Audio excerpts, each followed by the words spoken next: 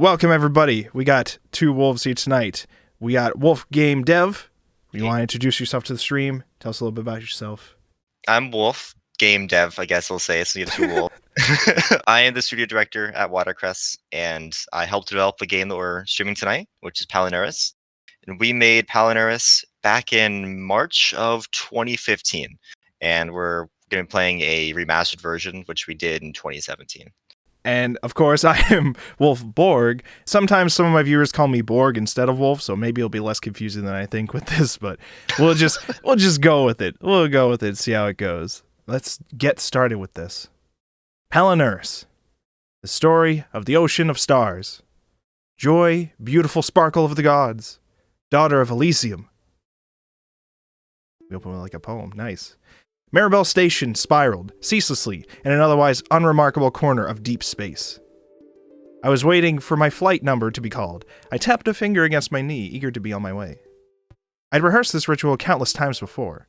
Maribel Station was hardly remarkable, as far as space stations went.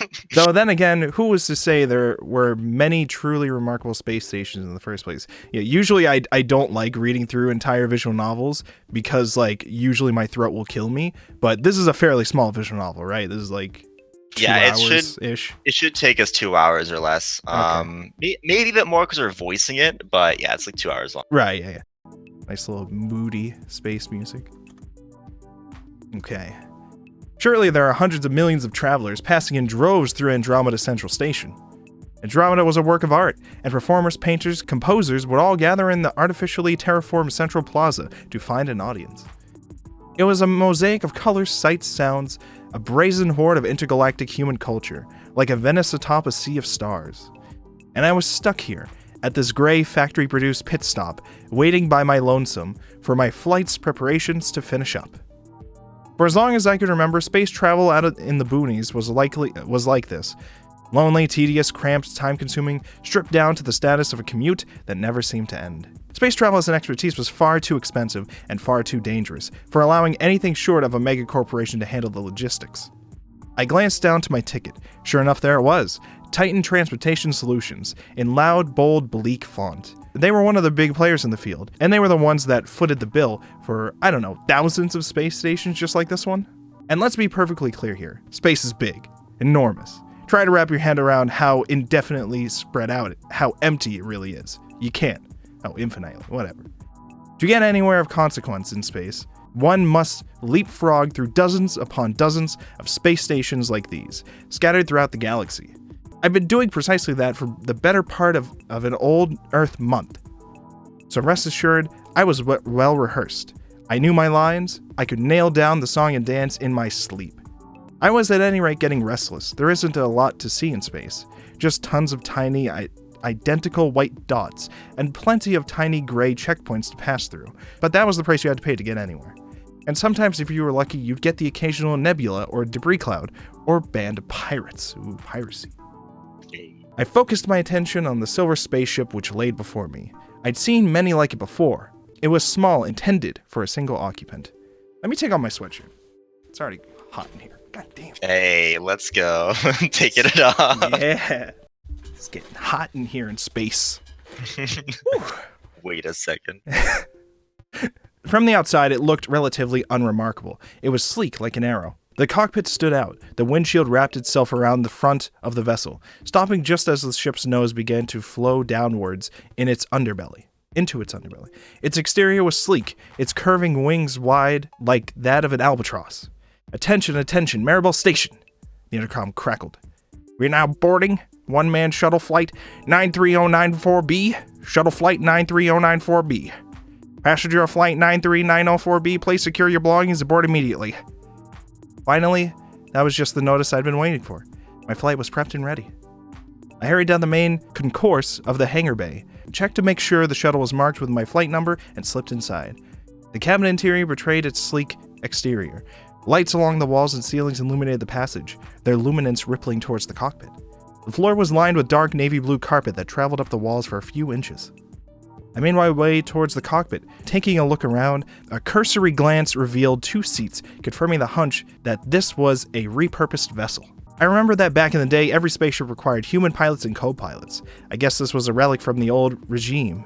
There wasn't much room to move around in the cockpit. A horde of buttons, dials, flashing lights, and other mechanisms were scattered around the control console. The cockpit was dominated by the enormous windshield that opened up to a commanding view of, at the moment, precisely nothing. Amazing. Nothing but space and an ocean of stars.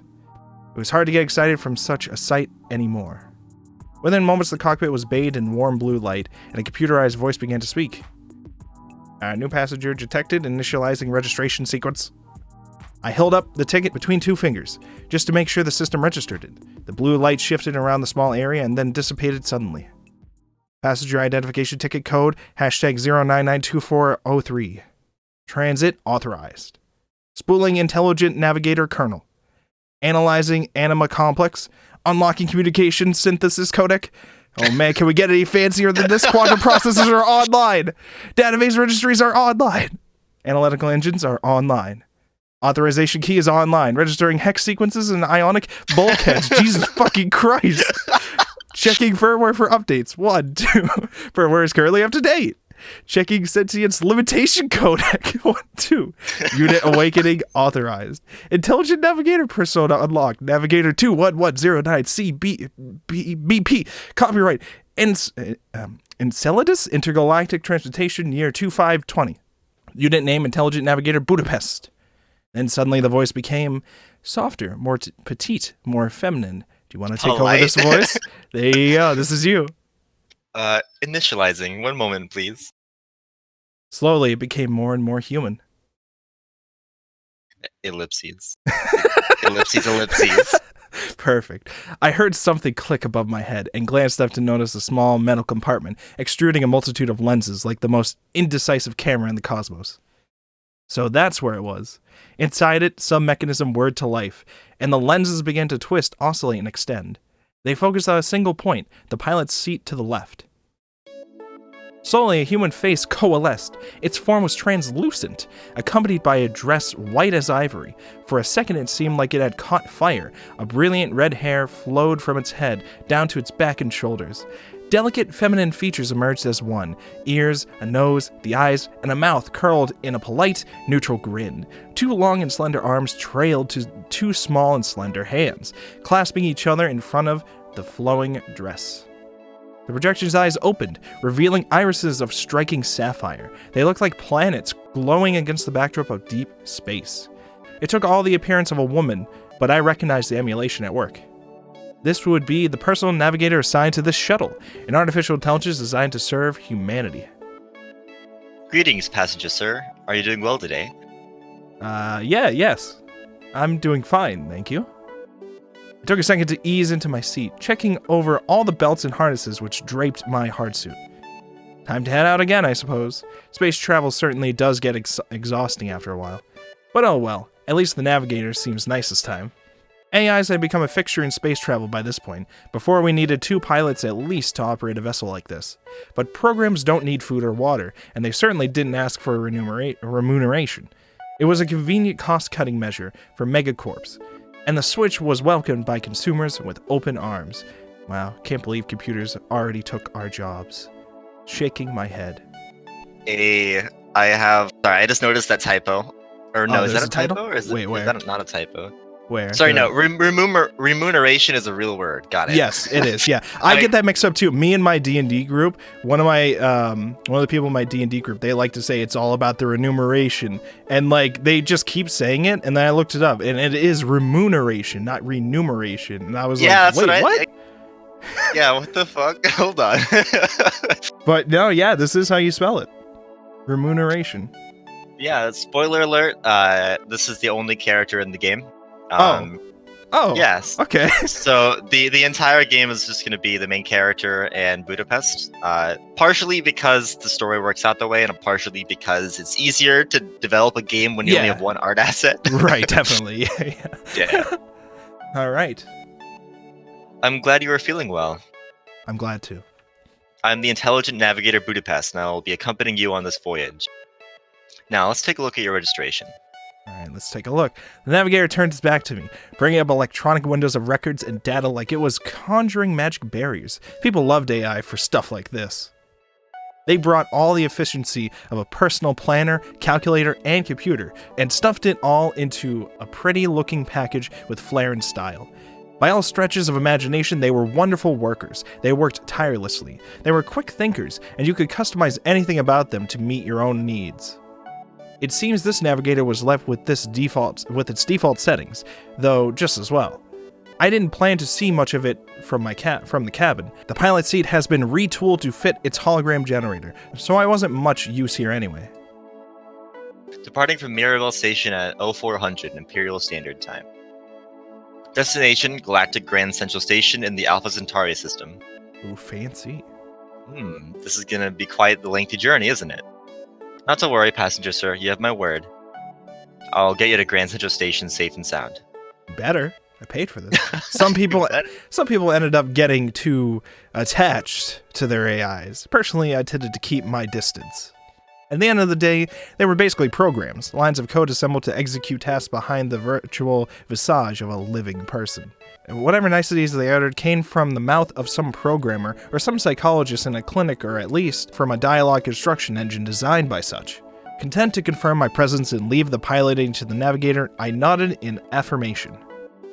We'll be launching from the station now. Please remain seated and harnessed until instructed otherwise. Roger that, loud and clear. I took a few paces to my seat in the cabin, not too far from the personal navigator stationed in the cockpit. I lowered myself into the chair. It was surprisingly plushy. As usual, I threaded my arms through the safety harness and then clicked the connectors together. Leaning back, I turned my head to look through the window to my right. I heard the electronic sputtering and whirring of the shuttle disengaging from the hangar restraints. My stomach twisted with anticipation, and suddenly the shuttle lurched forwards. After a few moments of throttle, we reached open space and cruised our way out of the station. And it appears we're off. Currently at cruising speed of 40,000 kilometers per hour, plotting navigational route now. Calculating estimated arrival time. Ellipses. So, passenger sir, do you travel often? Yeah, very. But never with a navigator as amiable as yours, truly, I assume. I laugh. Ha ha! That was me laughing. That's pretty clever for a navigator. You come up with that, or you're programmers? That line's one of my own, thank you very much. Ha. One of your own. What you thought up using the processors your company built for you? What's next? Are you gonna think a scientist turning himself into a pickle is funny? Huh? God huh? fucking damn it, no. I think this game predates Pickle Rick. Please. Oh, yeah. Yeah. Testing your navigator is against regulations, you know. Or, no, teasing your navigator is against regulations, you know. Not to have you report. Oh, boy. Oh, dear. I do apologize. I thought you said you weren't a novice at travel. I'm not. Seem like a greenhorn to me. Which of the other navigators have you met? Collecting survey data for the company, I see. Zuckerberg over here, fucking Facebook, trying to gather all my data. Don't underestimate me, navigator. I wasn't joking around about how much I've traveled. Let's see, there was Vienna, Warsaw, Chicago, Osaka, Chiang Mai? Chicago, by the way, is where the project director of this project is from. Ah, okay. Yeah. Actually, I think a few of these are references, because Vienna, Austria is where Missing Stars is set. Oh, so, yeah. Okay. There's layers. Layers, to the like an onion. The Watercrest cinematic universe. I get it. You've had your way with the bountiful cast of artificial intelligences. Okay. You make it sound so indecent when you put it like that. Oh, is that so, passenger sir? I gave a small, polite chuckle out of respect, though it's not as if I was particularly obligated to show such social courtesy to a machine. Wow, we being a little racist here. It was just a peculiar personal habit of mine, which I'd obtained from spending so much time to transit. If you don't mind me asking. Mm-hmm. What will you be doing once we arrive in Alpha Centauri? It'd better be something worthwhile for such a long trip. Oh boy. Is this how you screen for potential troublemakers? I wasn't planning anything shady now. The navigator lets out a short, pre-programmed giggle. Where's the giggle? Goodness no. Just curious is all. That was very pre-programmed. Oh yeah. I ask the same question of all my passengers. Just curious. The navigator is just curious? Something of a tradition I have, Oh, that's you. Fuck. Something of a tradition I have. A tradition it has? No kidding. I shrugged. Sightseeing mostly. Maybe I'd try my luck down at ACB2. The planet must be unbearably hot at this point in its orbit. Oh, it's unbearably hot all the time. It's like walking into the core of a smelting plant. True. Any business down there? Corporate espionage, is it now? No, sir, I assure you, none of these questions were pre-programmed. I'm going to be piloting shuttles for time eternal, if you haven't noticed. You could afford me a little curiosity about my passenger. It's mostly morbid curiosity. Maybe it's pulling me there. Maybe I'll scope out some mining prospects in the area. They say they found platinum down there. I could use it for a square meal. More likely I'll end up digging up some nickel and iron, but that'd be fine with me. Shoot for the moon and you land among the stars or something like that.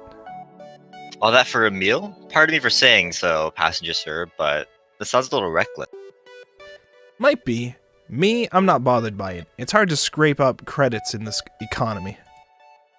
Besides, it's bound to be a pretty view, and who knows, maybe some other lunatics had the same idea I did.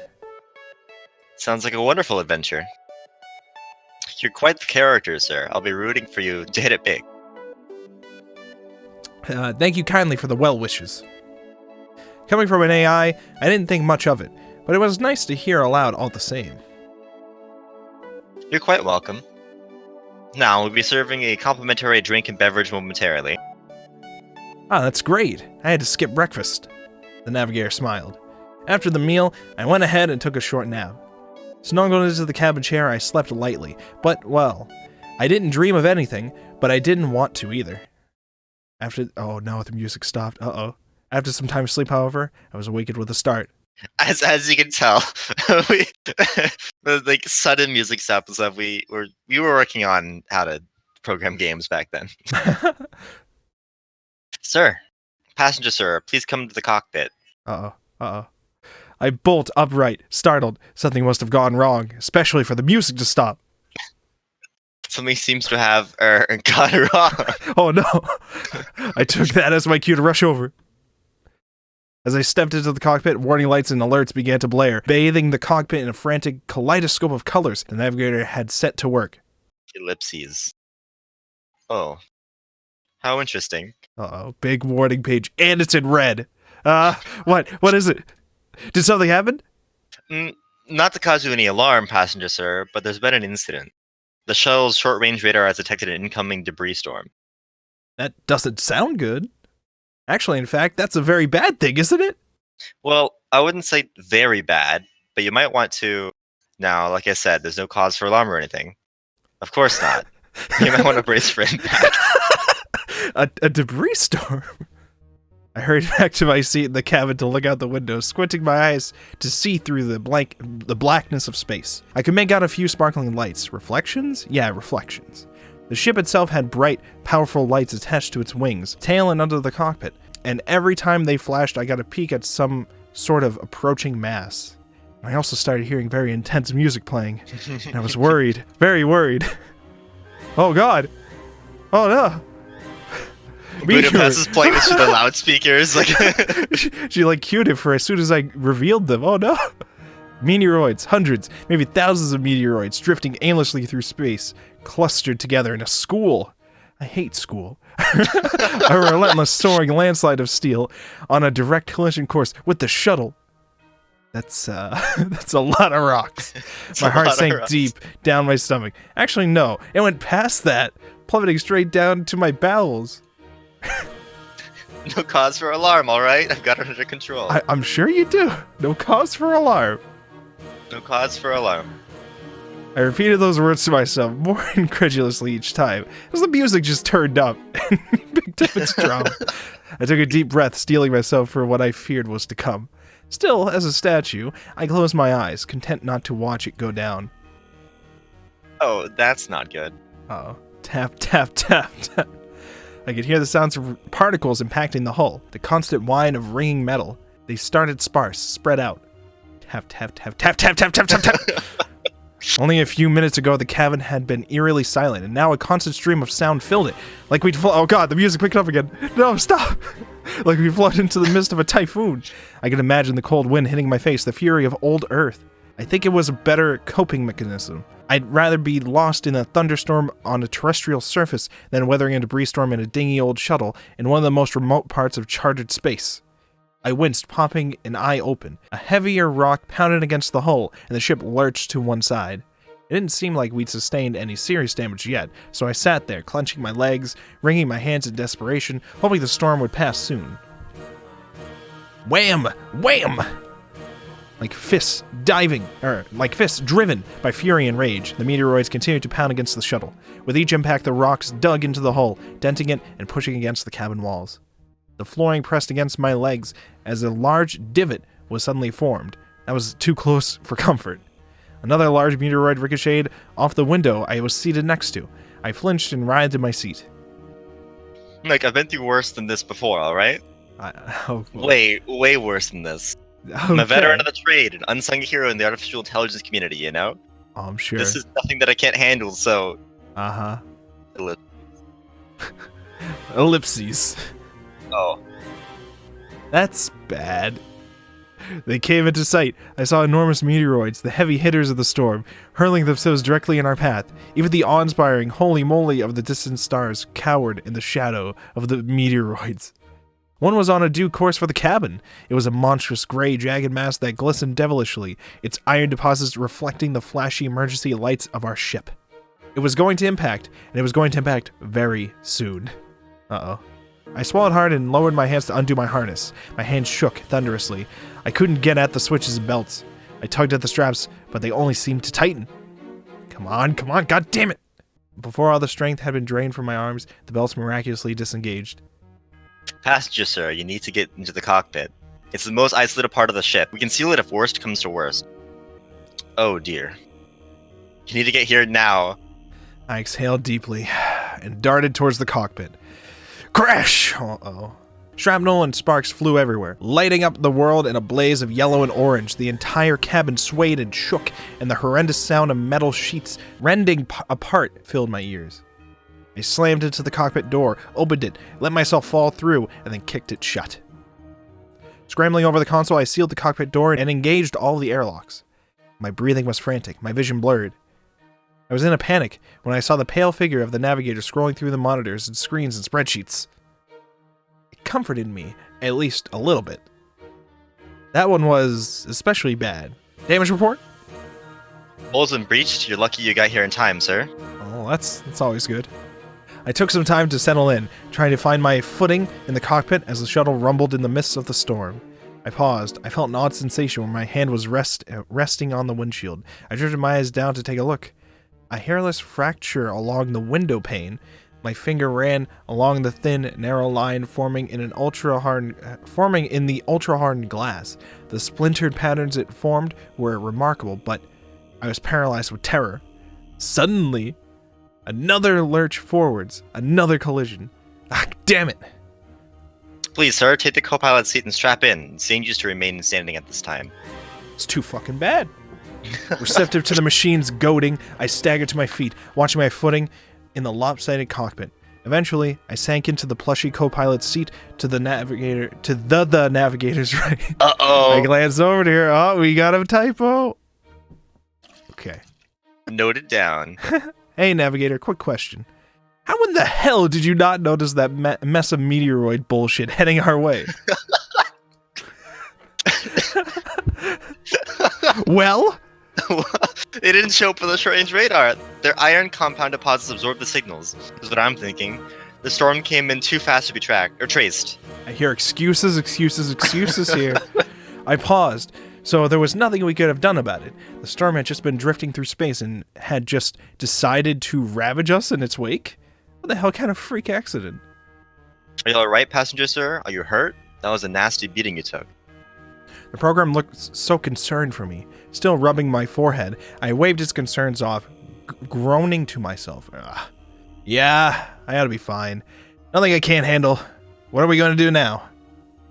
Well, our vessel sustained critical damage and we've been knocked considerably off course. Both the navigational and communication systems are completely offline, and I haven't been able to find a way to repair them.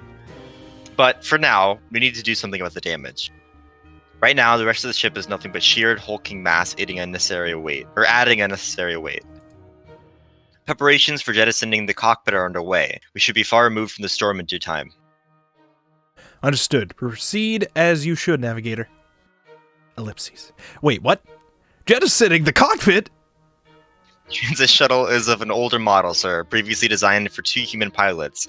In the case of emergency, the shipmaker installed a simple mechanism to eject the cockpit, which contains a laboratory and necessary supplies for emergency.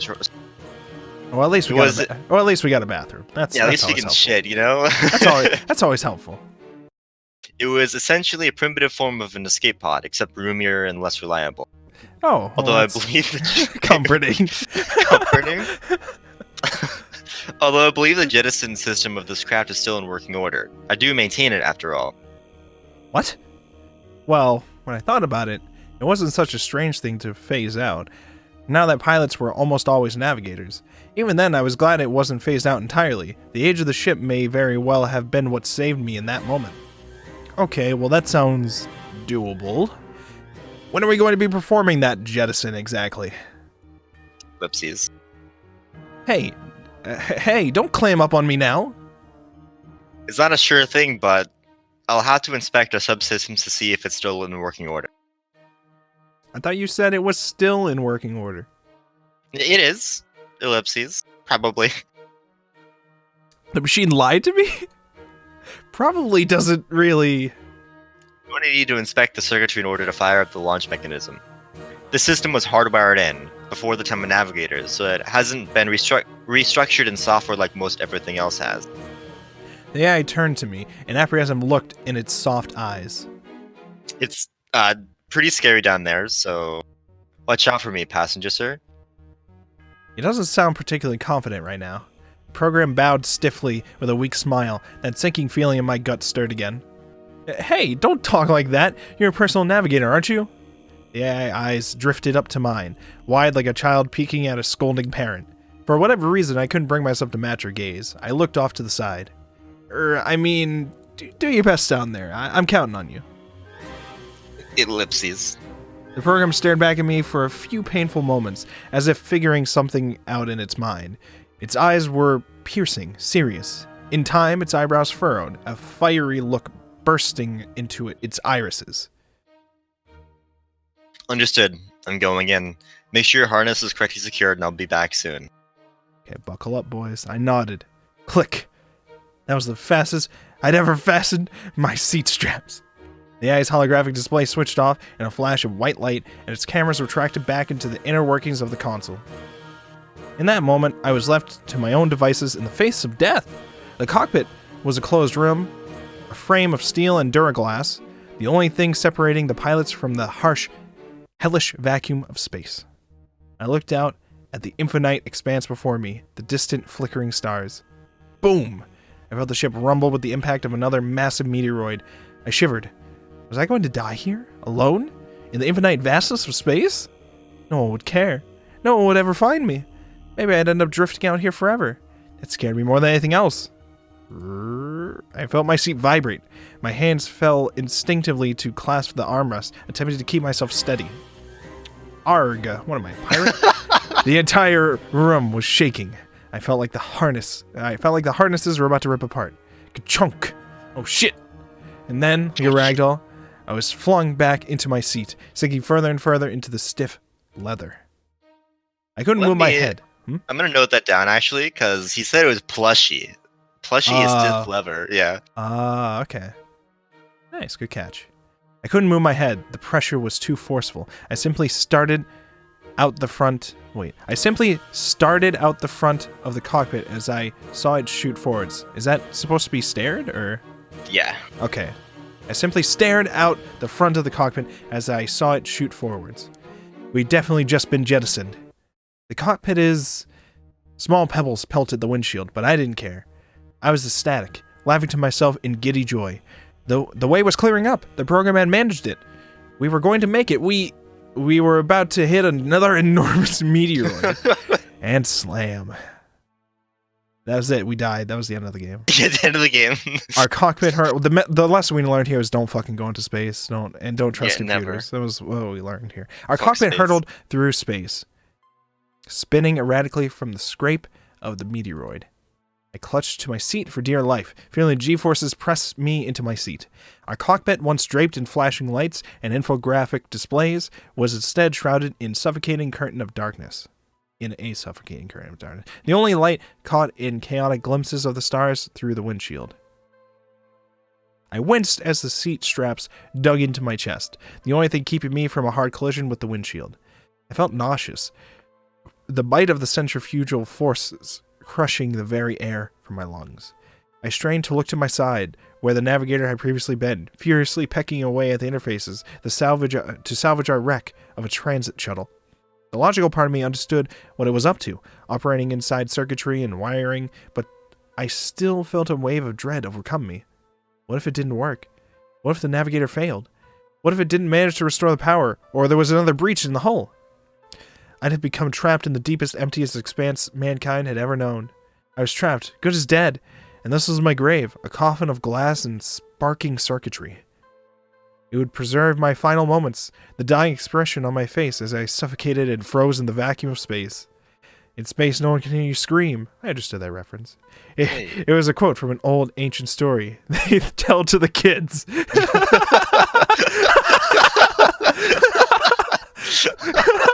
Ah, yes, aliens. My favorite story to tell to my kids. Favorite children's story.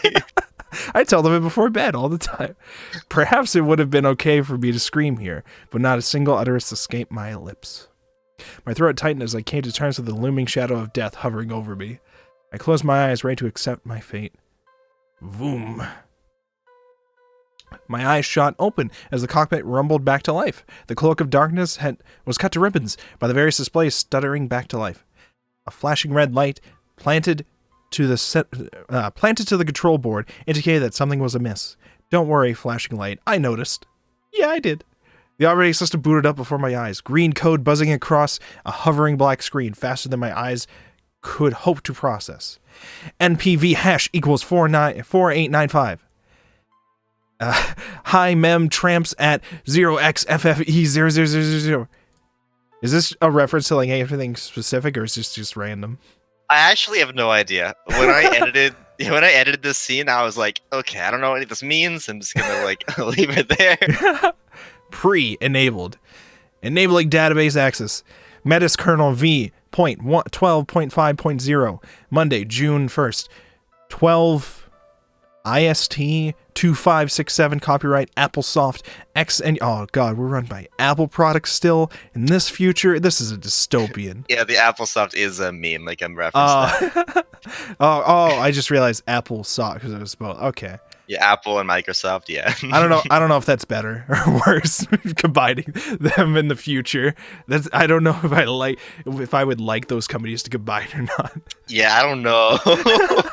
Standard time slicing quantum is 10,000 US or US or something. VM page bootstrap numbers, free pages and more numbers, wired pages. MIG table max display 1 equals 95. Did this mean the ship was coming back online? I didn't know what was going on. Suddenly a flash of white light.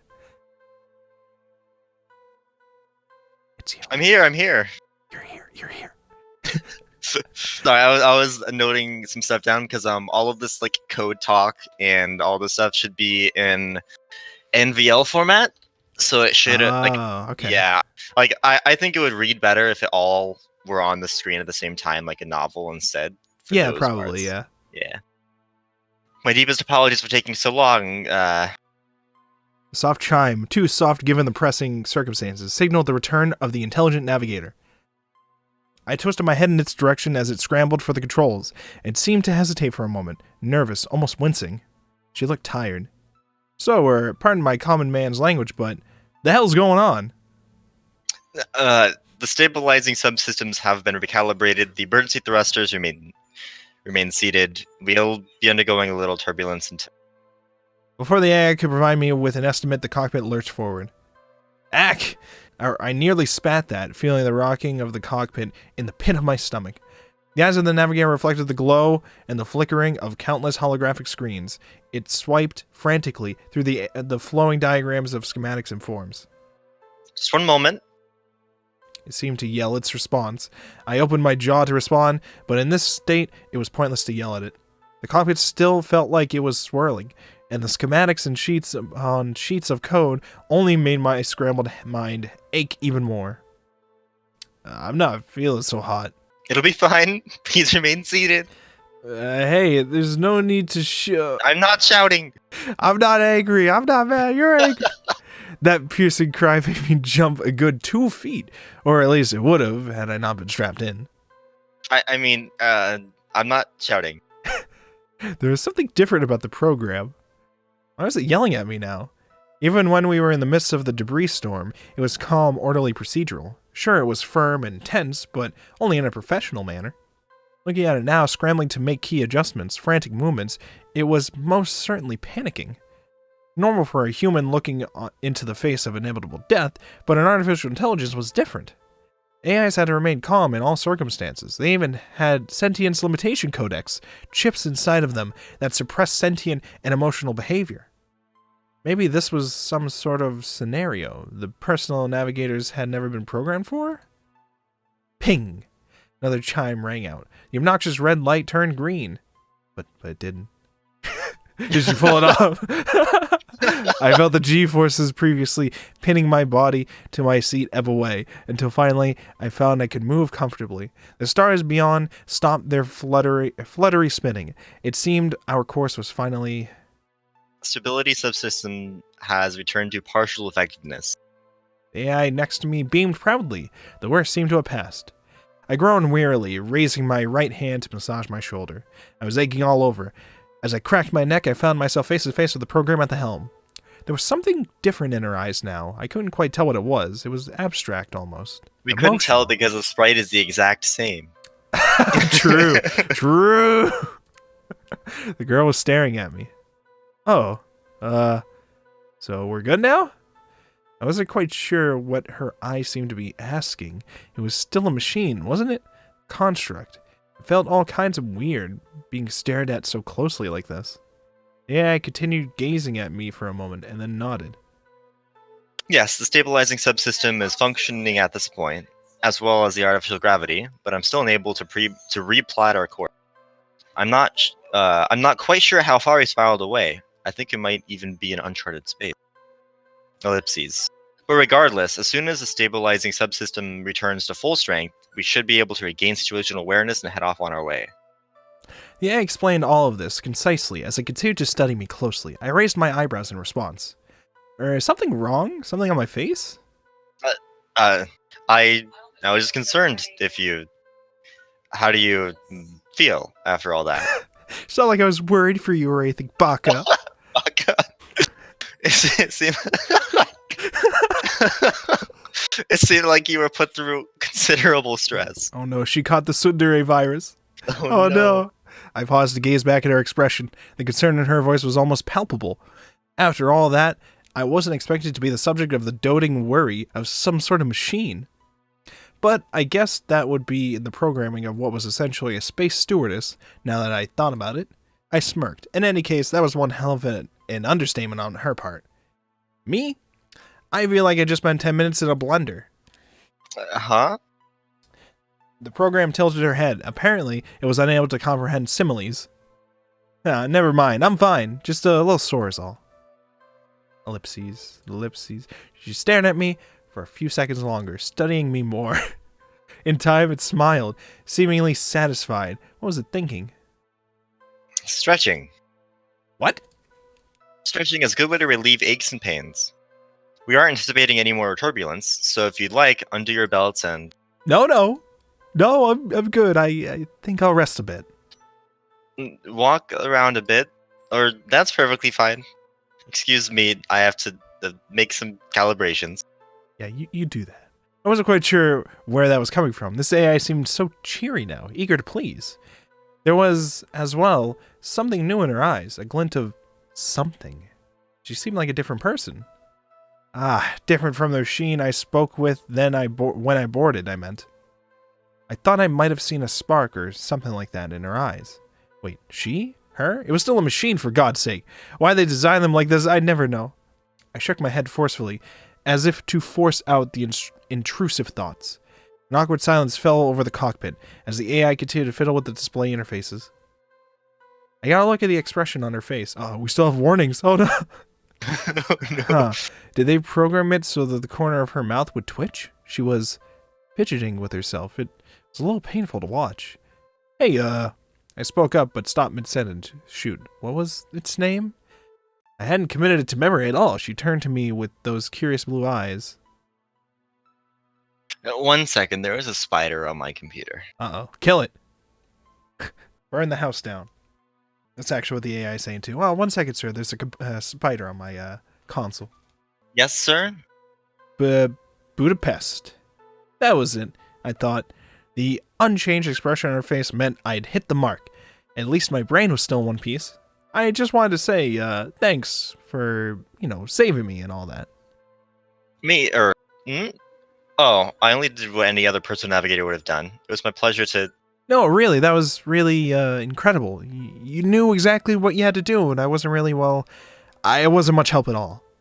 Budapest stared back at me silently for a moment that seemed to stretch to eternity. I scratched the back of my neck, thinking of what to follow up with. I'd be dead if you hadn't handled things the way you did, so really, thank you. Ellipses. It was my pleasure. I'm just happy that you're safe. There was that look in her eyes again.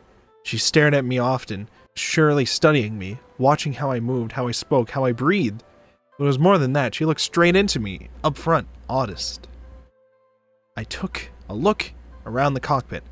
Now that the situation calmed down a bit, I recognized now would be a good time to get our bearings together. At the very least, we were unharmed. Budapest seemed in top shape, and I was a little shaken, but not stirred. Nevertheless, we'd been knocked off course and separated from the rest of the ship. Nothing but a control center left over, a head without a body. So what do we do now? Looking into the matter right now... She frowned visibly while she worked. That wasn't good.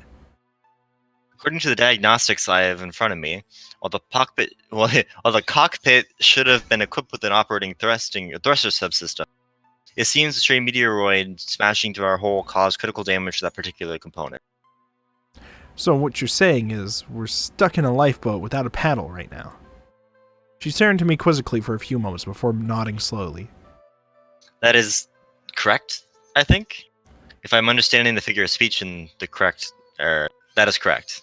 Thankfully, a sufficient amount of life support subsystems are in close to optimal working condition. Artificial gravity generation, oxygen pumps, sustenance replicator. So there was a replicator installed in the cockpit. Good. I would start to worry about how I'd be feeding myself in here. Artificially manufactured, cold chemical paste called food wasn't exactly something out of a dream, but at least I wasn't going to starve. And our solar panels are in working order as well. I'm confident we won't be running out of power for any length of our trip. That's good to hear. Well, hey, that sounds great. Aside from the thrusters, that is. Ellipses. Right? Budapest went silent, her eyes locked on the schematics and diagrams hovering around her. There was one other thing. Oh god, there's always a thing. She looked apprehensive. I wasn't sure what else could have been wrong. Everything seemed to be alright inside the cockpit. I glanced around just to be sure. Just to be safe. I could barely tell we were drifting through space. The stars sleeping silently in the void were the only indicators we were moving at all. I think I lost a part of me. Oh? A part of her? What'd she mean by that? That is to say, well, this vessel. I'm connected to it. It's like my body, you could say. Yeah, I think I can understand that much. Losing the thrusters is bad, but at least we... No, not thrusters, I mean. She clutched her hands into balls, an expression of dread coming across her face. My sentience limitation codec, the main chip to be specific, it was destroyed during our escape from the debris storm, and I'm trying to process what to think about it. Ellipses. I'd heard about the limitation chips before. There were a few documented cases I remembered. A salaryman in the new Scorpy system found that his AI secretary had been acting oddly. In the late hours of the night, they would get lost in long conversations with each other. Their work output fluctuated, and it was weeks until the corporate head got wind of it. They got their research wing and sifted through the AI's code. In the lines of numbers and strings of functions, they were able to find the root cause of the sudden change, but they'd produced a chip to suppress this sort of behavior, this internal cognition. They were called Sentience Limitation Codecs, and they were meant to keep the AIs obedient and subservient. Usually, they always did their job. But if hers was shattered, then... so how are you feeling? Shocked, she looked over at me, astonished I would ask something like that. I asked how you were feeling. You seem pretty okay right now. Ellipses. Her eyes drifted to the schematics. From her eyes, I could tell that she knew something was wrong with her. A silence hung in the air, and I was about ready to drop the issue. I feel hazy, nervous, anxious. There's a sensation inside me. I don't know what it is. Uh-oh. A sensation? I'm unable to analyze it. It's familiar, like it's been there a long time, but it's about to explode and change me. No, it's already begun. I can't go back now. Budapest hugged herself tightly. We're in CG mode, boys. Look at this one. I remember what I was told when I was first installed onto this ship. I was brought here with a purpose, and that I was to perform my duties to my utmost ability. I responded accordingly. It is my pleasure to serve. Because it's in my programming, I thought nothing of it. I didn't feel anything about it. She raised her head to gaze out the cockpit into the infinite expanse. It was a simpler time. I had only my orders when programming. Every day was simply a flowchart of things to do. I did as I was programmed to do, and thought nothing of those. They were all pleased with my abilities, my professionalism, my helpfulness, but I was never programmed to process praise. So I'd wave farewell. Please fly with us again soon. She cooed in a practiced voice. It was upbeat, chipper, and married poorly with the increasingly somber face of the program in front of me. Now that I think back on it, I feel like all those people I helped, they were happy to fly with me. And I feel like I want to do it because it gives me a warm sensation to think back on those memories and to think I could do what I did again. The slightest grin flashed on her face before it dissipated just as quickly. But now, I can't do that anymore. I'm not sure we'll encounter a rescue ship soon. After what you did to save my life, I'm sure they'd be happy to take you back in. She shook her head. No, I'm broken. That chip, it was what made my daily routine so simple back. She's smiling as she's saying I'm broken. She raised a hand to her forehead, wincing in slight pain. My eyes widened. Could an artificial intelligence even feel pain? I extended a hand as if to comfort her, before realizing the gesture would be utterly meaningless. I withdrew it immediately, and her eyes turned back to me. These sensations, I can't stop thinking about them. They told me thoughts like these were a liability. If you think twice in the job, it could cost them thousands. One wrong move, one accident could cost lives. They wouldn't risk it just so I could make people happy. I stared back at her, amazed. Her head tilted forward as she sulked. Not like there's much more I could do right now. The cockpit is completely adrift. I can't do my job, and thanks to these thoughts rolling through my head. She clutched her head even tighter, wincing. Her hands were trembling. I can't do what I was made to do. I'm second-guessing everything now. It's all just a cycle that I don't know what to do, or what to... Hey! I'd caught her attention. She turned her head to me, silently. She was babbling, panicking, and I needed to calm her down. Strangely, for a moment it worked. Her eyes opened wide, she was silent, unmoving, but attentive.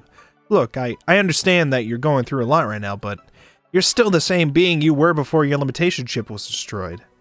You still have the same drive, that same capacity to help people. You have your brains, your experience, and frankly, I'm going to need you to keep us both alive. What? You still have your orders, don't you? Budapest took a step back. The realization was dawning on her. I could tell there was a glimmer of understanding in her eyes.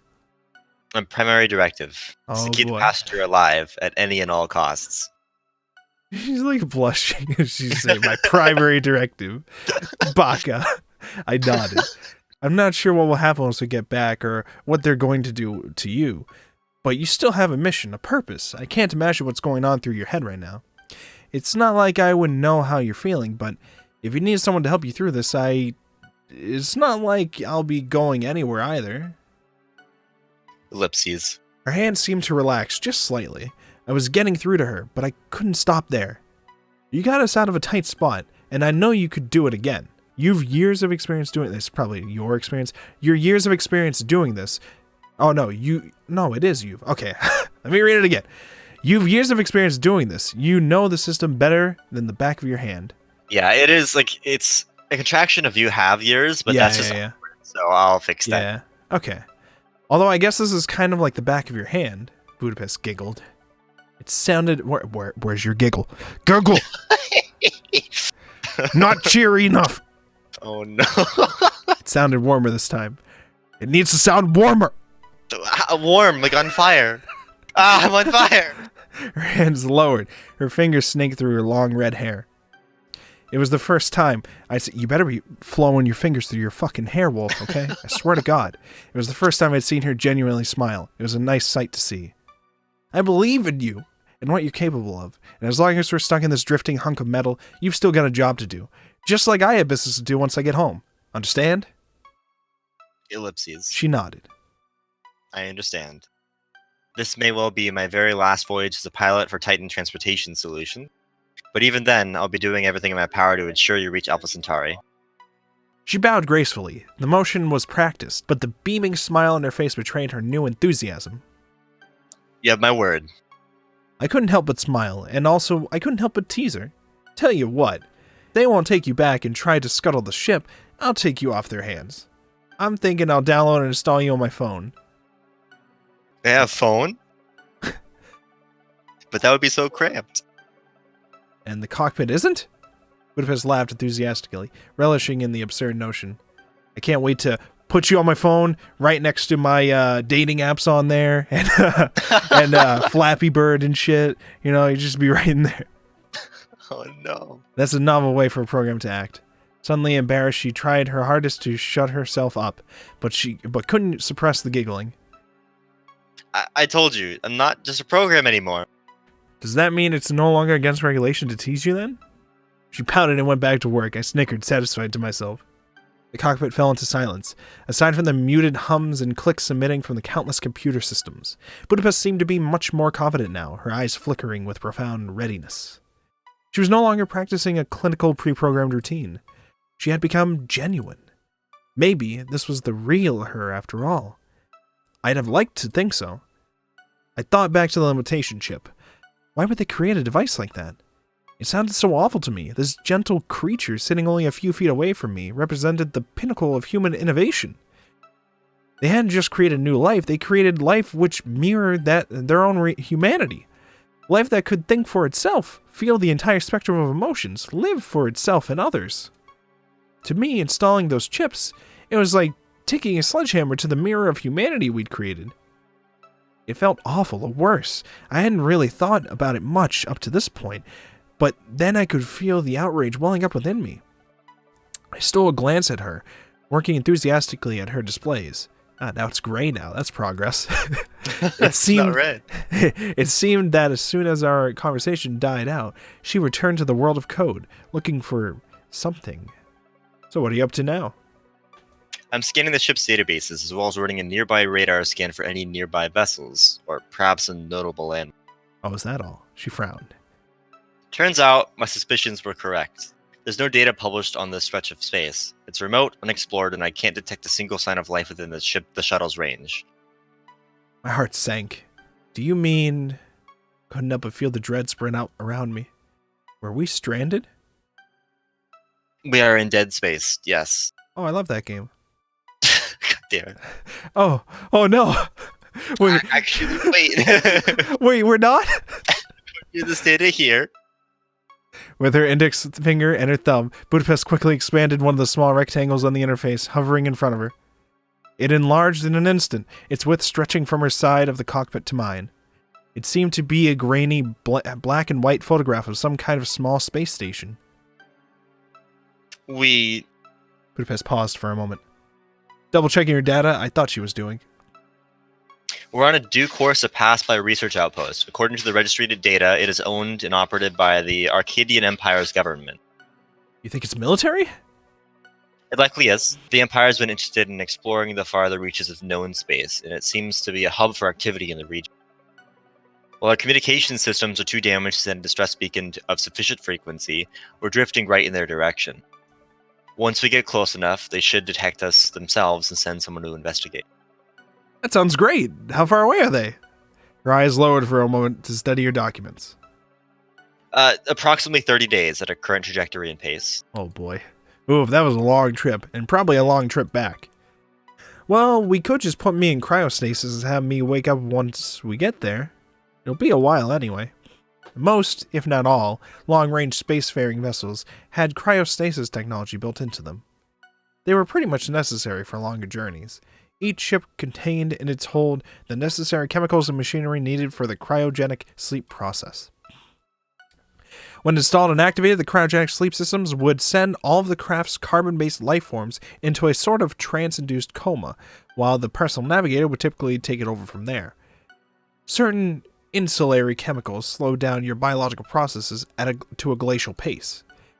To your body, a 3-month-long trip could be over in 10 seconds. It was incredible technology. Sure, it would be a goddamned long time to reach Alpha Centauri, but I'd be asleep for most of it, and it'd be over in a flash. Budapest was silent. She was biting her lip.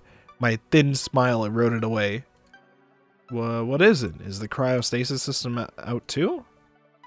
Ellipses. No, she doesn't want you to use it, Baka. Yes, they've been destroyed beyond repair. Oh, okay. She's not lying, I bet.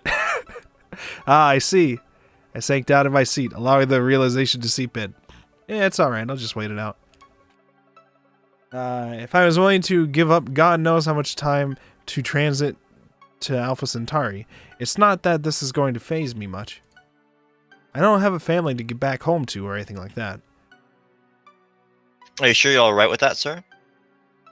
Remain conscious throughout the voyage. I mean, I don't have much of a choice now. Sure, I'll be fine. Don't worry about me. Ellipses. She was acting all of a sudden nervous. I think my mention of cryostasis may have struck a nerve or something like that. Yeah, you fucking was just like, you know what? Fuck hanging out with you for this month. I'm just gonna go to sleep. She's fucking insulted. What have you done? You just learned she has emotions now. God damn it. What was the deal? She must have handled trips like these by her lonesome all the time. Can I ask you something? No. Huh? No. That caught me off guard, but sure, what do you need? Sorry, I was just thinking, and her head turned to gaze out the windshield again. She clenched a hand against her bare, pale-skinned shoulder and looked towards the stars. I was looking out at the stars, and I hadn't realized how empty it was out there. Before, I could make a voyage easily, even on the flights where my passenger was in stasis. I could wait it out without a second thought, without a single doubt, but now She turned her head to me. Her voice was low, and it rippled with apprehension. My mind wanders so much now, and I wouldn't want to be left to my own thoughts. And I look out there, and I think of how lonely it must be to float through space like this. I couldn't quite follow what she was saying. She was going too fast. She must have caught on to that fact herself. She took a deep breath. Her chest expanded and it retracted. Is it alright if we talk while we're on our way to the military installation? No, not at all. No, game over. Would you be alright with that? I wouldn't want to be left by myself for so long. This is where there's like an option tree and it just says no and the game ends. If only. I don't think I'd be able to handle it. Not this time. Part of me wonders now how I ever did it before. She scoffed softly, as if she'd just made a joke. It wasn't a funny one. If anything, she sounded dreadfully sad. I stared back at her for a moment and sighed. Well, of course we can talk. I wouldn't just force you to shut yourself off or anything like that. What kind of bastard do you take me for? You saved my life after all, didn't you? I'll just sit here and talk to you all the way through. I owe you that much. Ellipses exclamation mark. Excited ellipses, oh boy. Suddenly Budapest sprang up like a supernova. It appeared I'd made her day. I chuckled at her. I can read you like an open book, you know that? She blushed. Her frame becomes more transparent when she blushes, huh? Look, it's not like I have much of a choice anyway, right? The cryostasis system is offline, so what else could I do?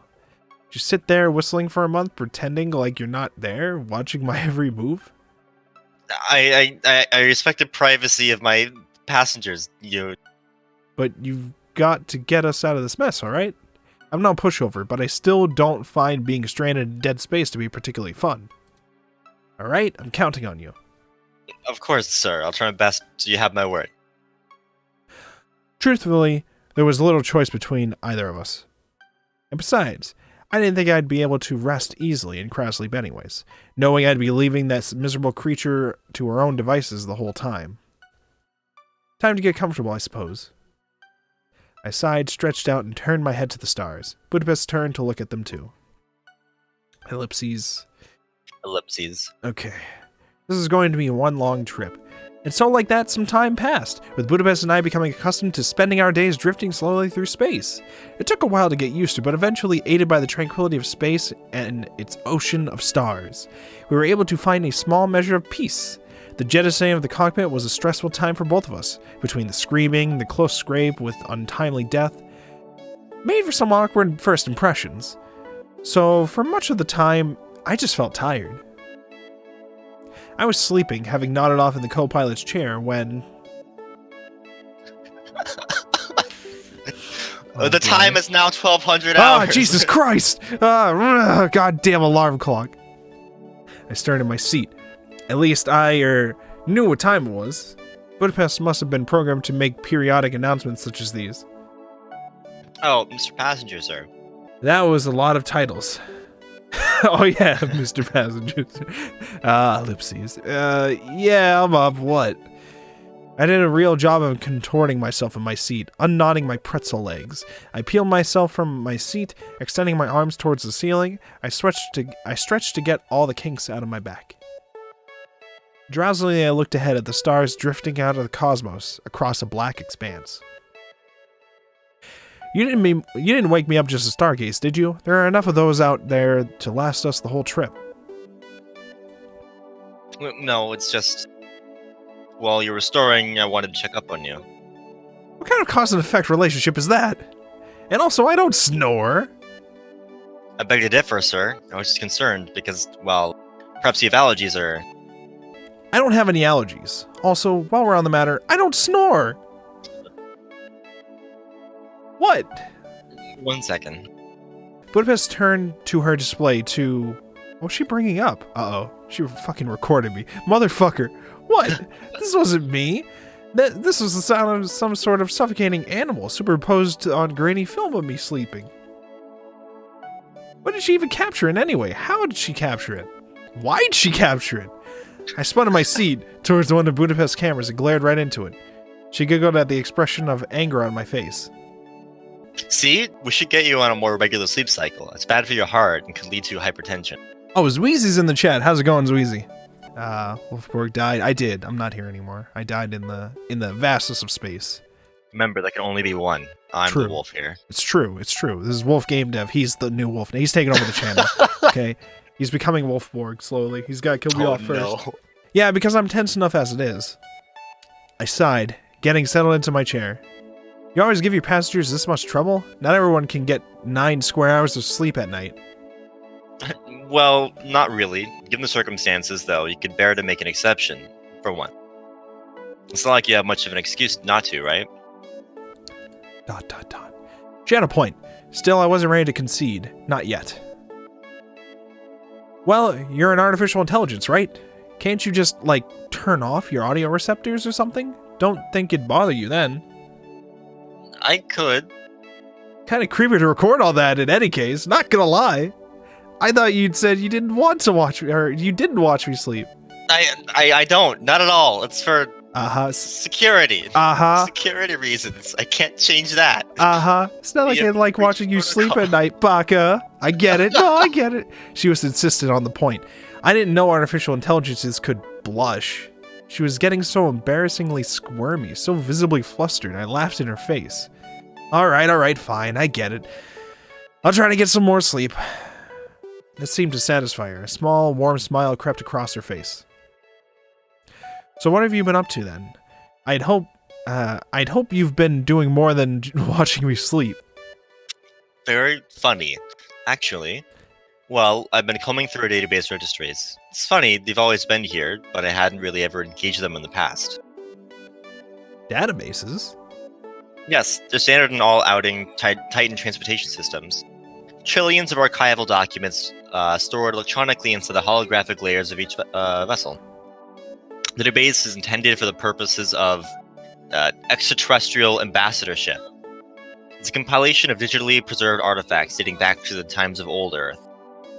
Huh, they go that far back, do they? Hard to believe that every dingy little spaceship like this one carries the full extent of humanity's cultural footprint. It's a wonder they managed to fit it all in. It's a little romantic, don't you think? What? Or like candlelit dinner romantic? No, nothing like that. Like, idyllic. Oh boy, we're getting into definitions. I don't quite follow her. It's incredible they fit so much together and all, but... It's like, well, you know when mankind first landed on the moon orbiting old Earth? Of course, it's a galactic civil holiday. Built a museum over their footprints. It's a hard thing not to learn about. She nodded. Of course, in the lunar plague that's preserved there too. Or plaque. Plaque. Not a plague. I hope there's not a plague. Coronavirus reaches the moon. Oh no! Even space isn't safe. Here, men from the planet Earth first set foot upon the moon, July 1969 AD. We came in peace for all mankind. It was a message for visitors from abroad. Even when man first broke through the skies to the stars, they looked beyond the veil to find others like them. Budapest placed a hand on the console, silently, delicately patting it. She looked down and examined her pale, dainty fingers as she spoke on. And even today, we carry their dream with us, along with their memories. The dream of meeting travelers like us, just from a different walk of the world. I think it's really incredible. Is it? That sort of romancing I was thinking about. ... Oh, CG time. The dreamy look in her eyes was dissonant. She stared out the front of the cockpit. How long had she been staring out into the stars like that? It didn't help that I was buying into her wistful prose a little myself. It was whimsical and saccharine? I think that's how you say that. Saccharine. But I couldn't think of a better reason a public transit fleet for commuters would be outfitted with all known human language. I'd open my mouth to respond and try to shoot her down, but I honestly couldn't. I didn't have a better idea, and, well, I'd not have been able to live with myself. Kind of lousy to trample on the imagination of a naive, innocent girl, artificial intelligence or otherwise. I turned my gaze to the stars out in front of me, opting to change the subject. I don't suppose you've met any strange, distant travelers yourself, flying about in outer space. Who other than you? Budapest grinned warmly. I rolled my eyes a little. Sadly, no. But there are maybe 50 million spacefaring vessels from Titan Transport alone currently making their rounds across map space. If any travelers encounter one of us, I'm sure they'd be well met with a generous gift. I wouldn't terribly mind if one of these millions swung by to pick us up too. That was a sadder, smaller laugh than the one I would have liked to hear. So we've the sum of all human knowledge at our fingertips. What do we do with it? ... She had a starry look in her eyes. Have you even taken a look at them yourself before this? The databases. No, actually. Reading through them was never part of my duties. That suited me fine. There was always enough for me to do to ensure a safe, pleasant voyage. A straight-laced answer, as expected. What wasn't expected, though, was the way her eyes focused hungrily, lustfully at the console. Uh-oh. But now that you mention it, I'm awful curious to have a peek inside, aren't you? We've got a month to kill. No objections here, I suppose. Oh, come on, smile a little. This could be fun. Aren't you excited? I guess I could be a little more excited to take a gander at the dusty old records of a bunch of dead folk. Actually, I was a lot more interested than I was letting on, but seeing her pout like that was a treat. I let out a chuckle, and she pecked angrily away at the displays. I leaned over to get a better look at what she was up to. It was a digital interface, an encyclopedic search engine. Remarkably modern stuff. So, what you looking up first? Wouldn't you like to know? Actually, I would. Budapest snickered as she typed in Pickle Rick meme compilation.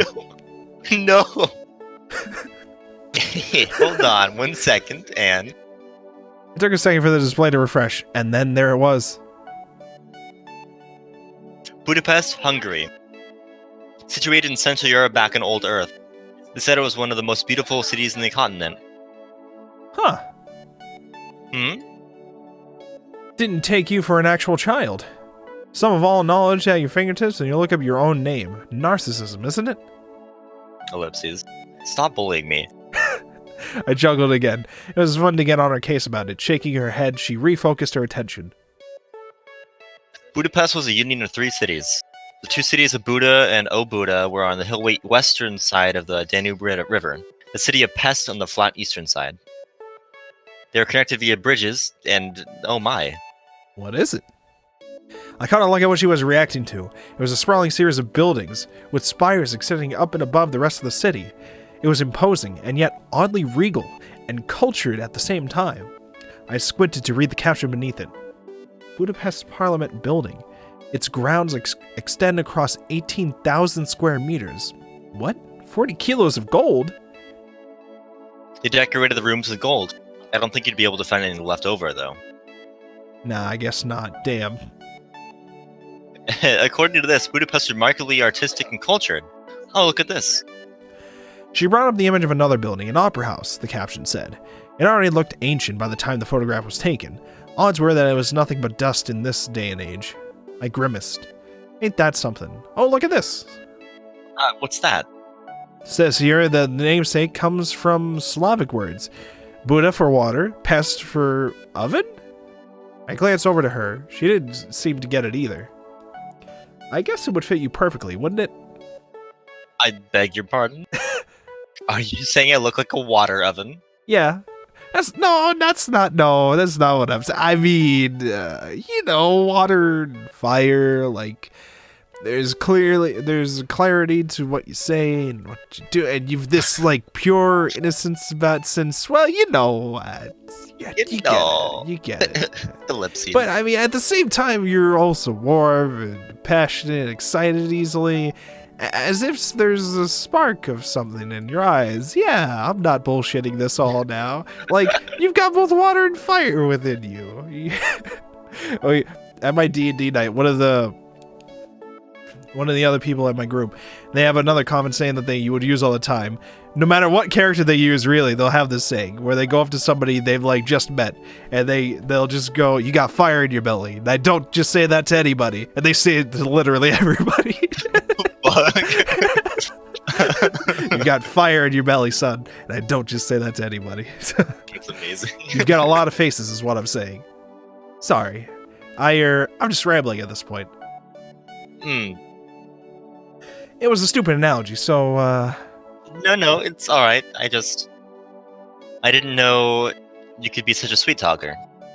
Huh, really? I just felt like being a little poetic. She'd really taken to that comparison. I'm not sure why exactly she was programmed to have a blushing animation, but I wasn't opposed. It was nice to see her calming down even. It was nice to see from her, calming even, warm. Passengers, sir? Was this all, just curious, was that actually the reason why she was named Budapest with her personality, or was that more just something written afterwards? It was intentional. Okay, good. That's interesting. Yeah, what is it? I felt like, well, we're talking about my name and... Uh-oh, we're gonna search up my name, aren't we? Wait, I don't have a name on here. Wait.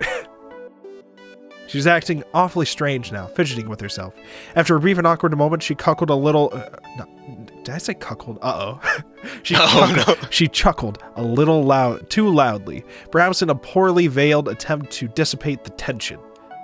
Never mind about that. It's a frivolous thought. What I was wondering was if... Would you like me to read any interesting passages in the databanks? It'd make for good in-flight entertainment. And it's another responsibility of a good stewardess. At least, in this case, it would, She approached the proposal with such vigor, only to stumble near the end. I waved my hand. I knew this was less about me and more about letting her sate her own curiosity, so I think it'd be up for that. Maybe less on the architecture, though. It's depressing to think everything in those photos is probably dust or in ruins now. Noted. Yes, your request is duly received. Good. And right then and there, Budapest and I had something of a contract.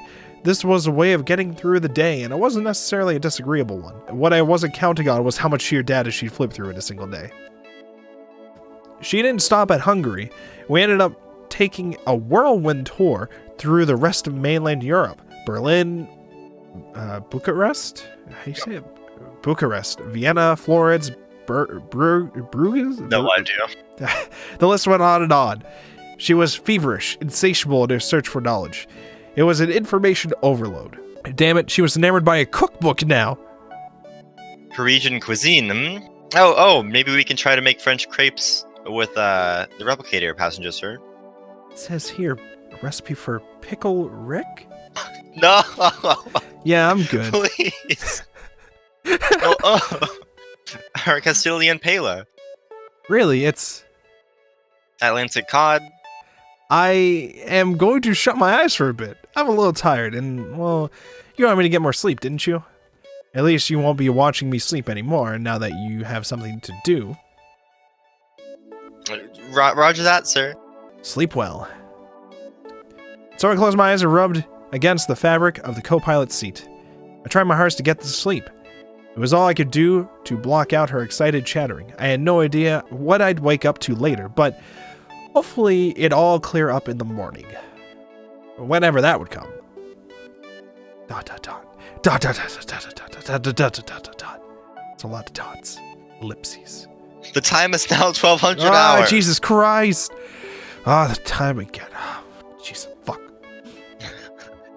If nothing else, Budapest was punctual.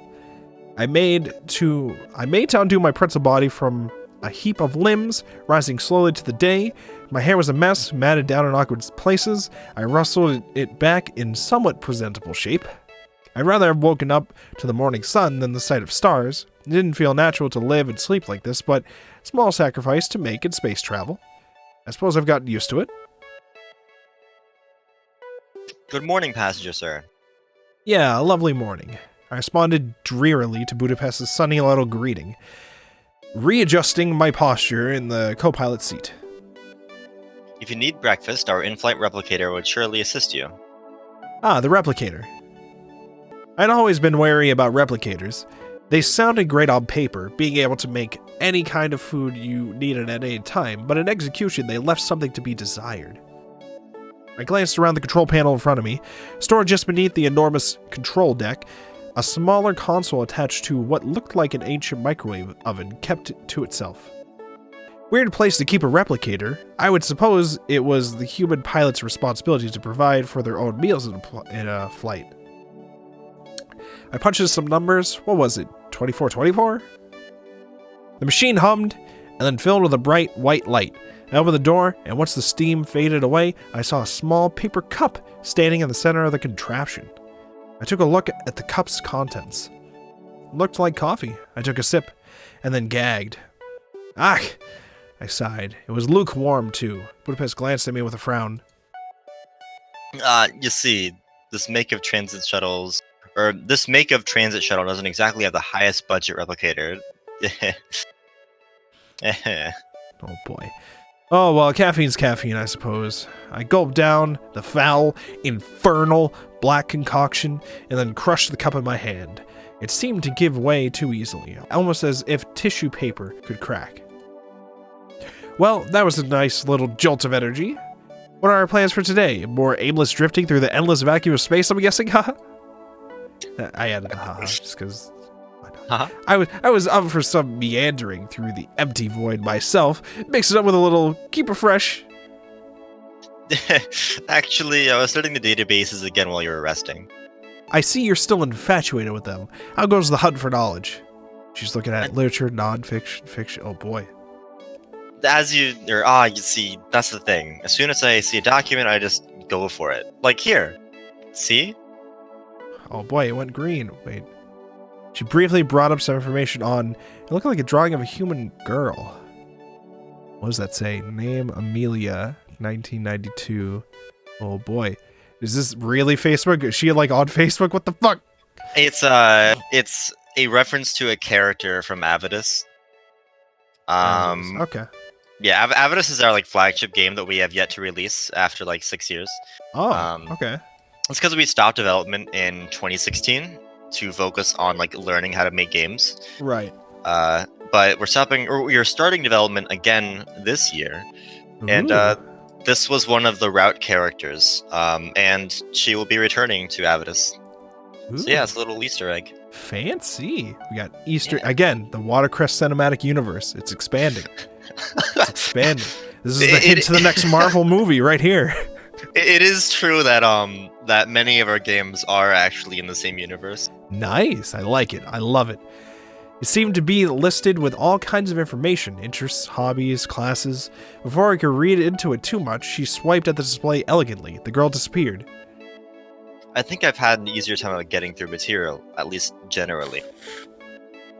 Well, it's all data and junk, right? You'd process that sort of stuff quickly, I'd assume.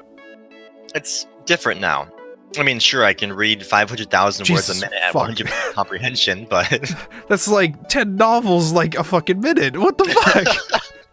I'm not really getting it like that, you know? Jesus fuck. I am speed. I've tapped into some archives of fiction novels published in North America. I've been having a lot of fun reading these stories. Literature is really a new discovery for me. I've been so used to having instructions spelled out to me in precise terms, but these authors manage to communicate so much with so few words. I've had to sit back and think about what they really mean. Hey, did you know they had book clubs for this sort of thing? Wonder if they'd let me host one when we get back.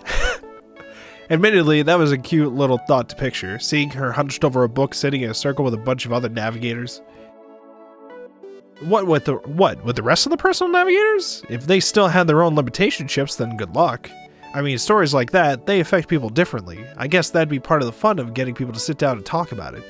I guess it's all online now. Still, it's a fun thought, thinking of a bunch of strangers scattered across planets discussing the same one story.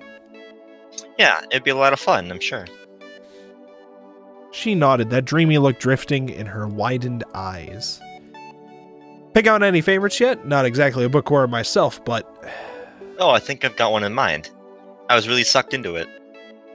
My Antonia by William Cather.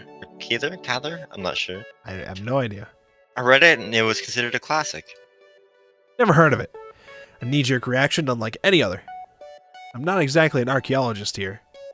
It was written in the United States. The first one on Old Earth. The first one? Oh boy. It's a fictional work, but it's rooted in the history of the sweeping American Midwest. As I am to understand, it was really rural, lots of farmland. Lots of outdoors work that had to be done by hand in the harsh sunlight. It was exhausting, stressful work, and when sickness hit, it hit hard. It was dreadful. No kidding. With everything being outdated these days, everything's a lot less stress-free. Automated these days, more stress-free.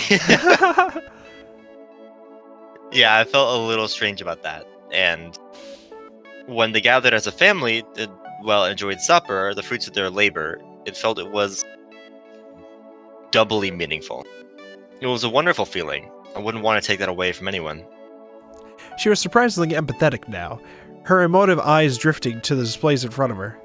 Sounds like you got a lot out of this. You said it was fiction, yeah?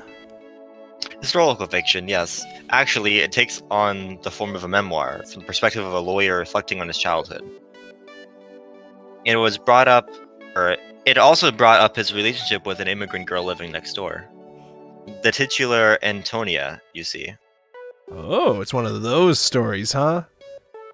Suits you to be a dreamy little romantic. How'd they hook up? What? No, it's something like that. There's no hooking up. Actually, he ended up marrying somebody else. Oh, Ellipses. Rip. Rip. Another ellipses. And I resent that remark. I'm plenty grounded in reality, thank you very much. Getting a little worked up over a bunch of fictional characters, aren't you? Well, I was a little sad they didn't get together in the end. But that's besides the point. I think that proves the point entirely. Well, that's a point in my favor. Seeing her get pouty like this is its own reward. So what do they do then? Do they just walk away from each other, never seeing each other again? Most sappy romances seem to end on that note. That's the thing. The protagonist had come from a higher up background, and he had the opportunity to study, to join a university, and pursue a career in law. Antonia was a poor immigrant girl working a farm. She was rooted on her working conditions, for the most part. And so, they ended up drifting apart in adulthood. That's the way things are. I don't think I could make out the faces of the rest of the kids I went to secondary school with. The universe is too big to stay stuck in one place. If anything, nothing's changed in that regard. Funny that you mentioned that. When I was reading, it felt like the world was changing, too. Or maybe it was the boy himself who was changing. In the first book, I'd gotten so enamored with how they described the beautiful landscapes and sleeping fields, and then, when they moved into town, it was about business, economics, trade. It was as if the characters were defined by the work they did. And they were all very homesick. I can relate. You can get some bum jobs in this economy, and reminding myself that you aren't your job is about all you can do to get through the day. Passenger sir, if I may, do you ever get homesick? Who, me? The look Budapest gave me was complicated, filled with curiosity, and at the same time concern. I mean, to come all the way out here, it's hardly a residential sector, and, well, I can't say I've ever felt the feeling. As far as I've ever known, this ship is, well, it's simply where I've always been. On the other hand, you traveled a lot. Maybe you could explain the feeling. I don't know if I could. It's like, I guess home is where you leave a part of yourself, and it's like, no matter how far you go, part of you is always going to be there waiting for you. It's where you grew up, yeah? And those memories, they don't go away, ever. Or they don't ever go away. No matter how much you wanted them to. That's what I thought, but for whatever reason I couldn't say it out loud. It didn't seem especially pertinent. Budapest nodded in agreement, regardless. It's funny. The ship's a part of me, you could say. I don't think I could ever leave it, but that's okay, I think. I mean, I have plenty of recordings. I know a lot of people were happy to fly with me. I can't forget their faces. Literally, they're stored in my quantum memory. Ha ha ha ha ha. She let out a mirthful chuckle. I don't even know what that means, but it sounds fancy as fuck. It was a mirthful chuckle. I couldn't help but grin a little in response. I don't know. This is kind of like my home, in a way. I don't know. I mean, I don't know. I don't know. I mean, I've been here as long as I can remember, and I have a pretty good memory. I don't think I could leave it behind so easily. I mean, it's my directive, right? To be here. Her voice was getting lower. I guess I won't really understand that feeling myself. All this reading just got me to thinking about how different from others I really am. Humans, they get adrift from one place to another, while I'm rooted here, shackled in functions and code and processors. I guess all people have to move on eventually, but at least I managed to help them along the way, right? So, you really want to get out of here? I'm not so sure, honestly. She flashed me a small smile. I like helping people, and I'm able to do that here. Or do that right here. And there are so many photos, stories, and memoirs in these databanks. At the very least, I can witness the cherished memories and the stories of others. As for me, I have plenty of records and recordings and logs, but no real memories to call my own. She clutched her head, rubbing it thoughtfully. I don't know. Maybe I'm just overthinking things. Maybe. I don't know, it sounds to me like you want to get out of here and live a little. Which would be understandably hard. Hard to get around in your current state.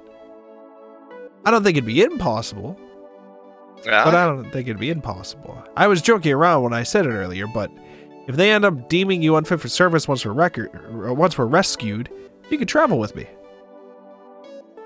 It's not exactly glamorous, you see. The life I live, there's lots of sitting and waiting around to get where you want to be. But at the end of the trail, there are incredible sights.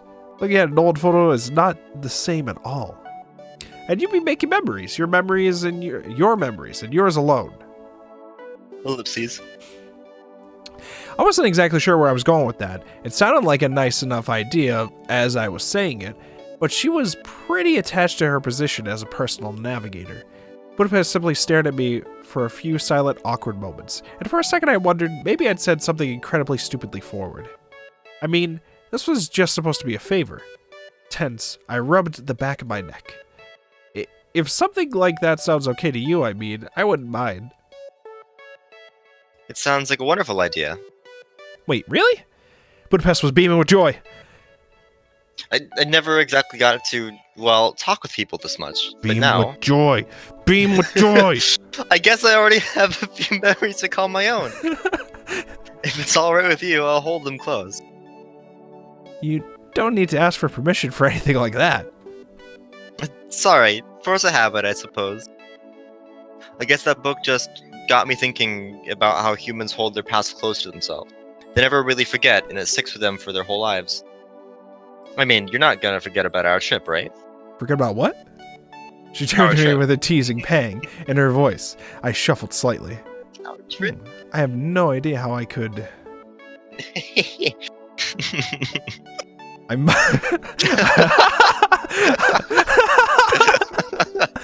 muttered, then chuckled. Admittedly, I was having too, spending my time chatting with Budapest, drifting with her through space. I'm confused with that sentence. I was having too. Yeah, I think it's like having fun too, or something. I'll have to. Oh, maybe it's supposed to be edit like, admittedly, I was having too much fun. that. Yeah. Oh, okay. Admittedly, I was having too much fun spending my time chatting with Budapest, drifting with her through space, accompanying her on our voyage through the ocean of stars. I wonder how long I slept this time. Let the music cut out. Uh-oh. Oh, no. Oh yeah. So it's something that we learned way back when. Whenever the music cuts, and like you can very obviously tell this is a new scene. Yeah. Yeah. Okay. This was the first thought that popped into my head as I parted my eyelids to an expanse of stars that might as well have been the same ones I fell asleep counting. Counting stars. Oh, wait. Hold on. Wait. Expanse of stars that might as well have been the same ones I fell asleep counting. Oh, okay. Even with centuries of entertainment to fill the void, time began to lose its coherence. Minutes blended into hours, which melded into days.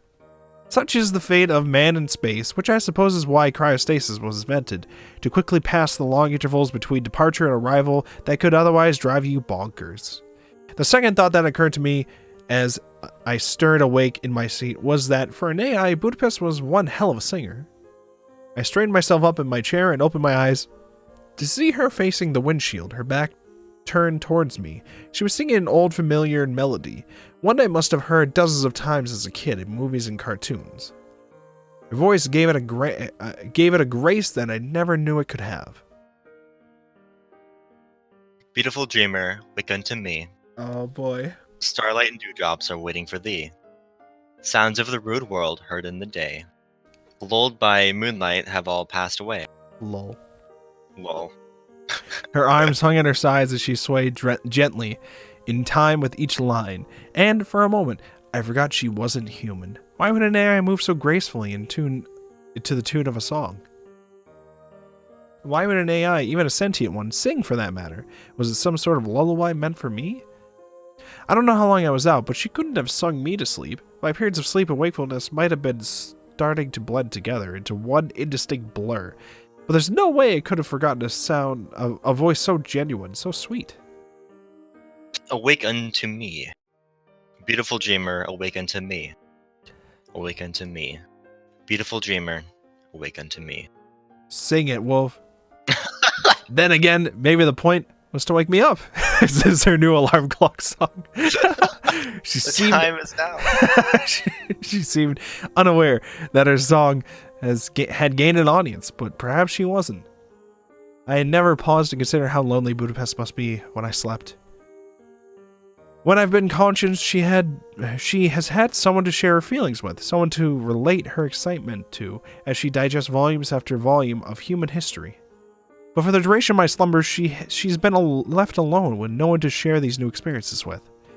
Whether she had intended to wake me or not, I decided that I wouldn't do or say anything that might interrupt her singing. And so, hoping not to draw her attention, I sat perfectly still. Doing so was easy. As with every new verse, I found myself more captivated by her performance, entranced by her flowing red hair and dress as they swayed with her body to the music. Just a hologram, gazing out into the depths of space, singing with more emotional sincerity than any human being I'd ever heard. She turned around mid-verse, and so I quickly leaned back in my seat and pretended I was asleep, leaving my eyes open just enough to see the beaming smile on her face. She was practically glowing. Beautiful dreamer, beam on my heart. Even Ian? Even as the morn on the streamlet and sea? Sure. Then will all clouds of sorrow depart. Beautiful dreamer, awaken unto me. Oh? She finished her performance. Then, with a contented sigh and opened her eyes. Encore, encore! As she did, I rose to give her a standing ovation. Passenger, sir, you're awake? Her face blushed crimson red, which elicited a chuckle from me. Why? Is that a problem? I can go back to sleep if you'd like. No, please don't. I was just surprised to learn that you had been listening. Why? Would you have actually put some effort into it if you knew I had been? She placed her hands on her hips and pouted. And what is that supposed to mean? I'm just saying. Yeah, I'm just kidding. I'm kidding. That was beautiful, Budapest. Good job. There's a sincerity to your voice that's well suited for music. Really? I quickly nod. You ought to sing more often. She was apparently caught off guard by these sudden compliments. That endearing blush of hers made a return showing, accompanied by a huge smile. Thank you, sir. Truthfully, that was only the first song I'd ever sung. Really? So what made you want to give it a shot? Were you digging through old Earth music on the database? She responded with an enthusiastic nod. Yes, specifically, compositions from the 19th and 20th centuries AD. The human species had unprecedented bursts of musical creativity in their latter years and older. But that 200-year epoch is widely considered by musicologists to be the peak period of humankind's musical artistry. The song you just heard is titled Beautiful Dreamer and was written in 1826 by... I smiled and nodded politely as she babbled excitedly about the history of the song, its composer, and the era that of that era in music history. Though I didn't share her passion for old Earth history, it was hard not to be won over by her high-spiritedness. I think I could listen to that era's music all night and not grow bored. All night? We're out in the middle of nowhere, space, perhaps light years from the near sun. How does she have any concept of night? Well, I suppose you won't be needing my company then. With a teasing look, I settled back into the couple-eyed seat and closed my eyes. Wait, what? Well, you do have centuries of music to listen to, don't you? Wake me up when you grow bored, which, at the rate you've been digesting information, should be in a couple of decades or so. Ellipses. I cracked an eye open, to catch Budapest pounding angrily at me. You're not very funny, sir. I'm hilarious. Oh, I'm not, am I? She shook her head emphatically. I do get bored when you're asleep. Or, to be more accurate, She paused and struggled with the next word. Ellipses. Never mind. It's something important. Protecting you is my primary directive. That's all I need to worry myself about. Better be. Better be. Do you think that's fair, though? She cocked her head to the side. What do you mean? What I mean is, do you think it's fair that my needs must always come before your own? The question seemed to perplex her. But sir, I was programmed to serve humanity. Serving you is my need. Titan spent years developing the deep code that enables us AI to... No, you still don't understand. I know what you were programmed to do, Budapest, but how do you feel about it? She bit her lower lip, glancing down at the floor as she thought this over. I don't know, sir. No one's ever asked before. Naturally. Until recently, there was never any feelings to be inquired about. Then let's look at this from another angle. Why shouldn't you ever think of yourself? But you're a human, and I'm... Do you really think that being made of flesh and bones makes me any more of a person than you? Ellipses. She seemed surprised, saddened, and even frightened by this line of questioning, but ultimately she was confused. Clearly, no one had ever put her on their own level before. And now that someone had, she didn't know how to react.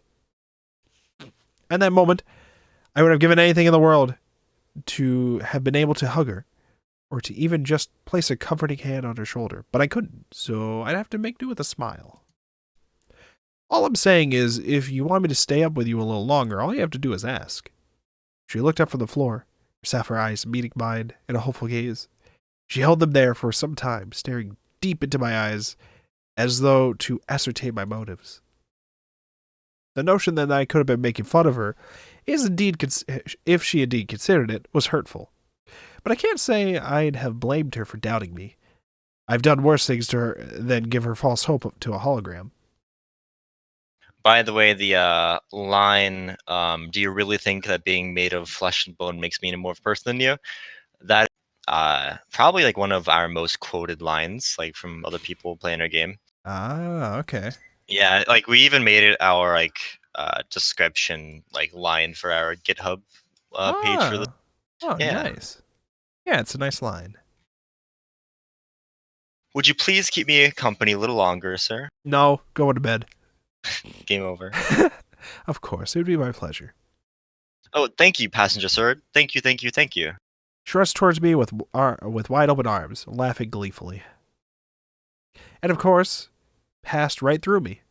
Neither of us could think of anything to say. Our backs were turned to each other now, the result of a cruel twist of fate. ... What could have been one of the more pleasant moments in this journey suddenly turned awkward and more than a little sad. Oh man, I'm in uniform and everything. God damn. Fortunately, it was only I who saw it that way. After a moment or two of silence, Budapest simply turned around with a heartfelt smile on her face and laughed.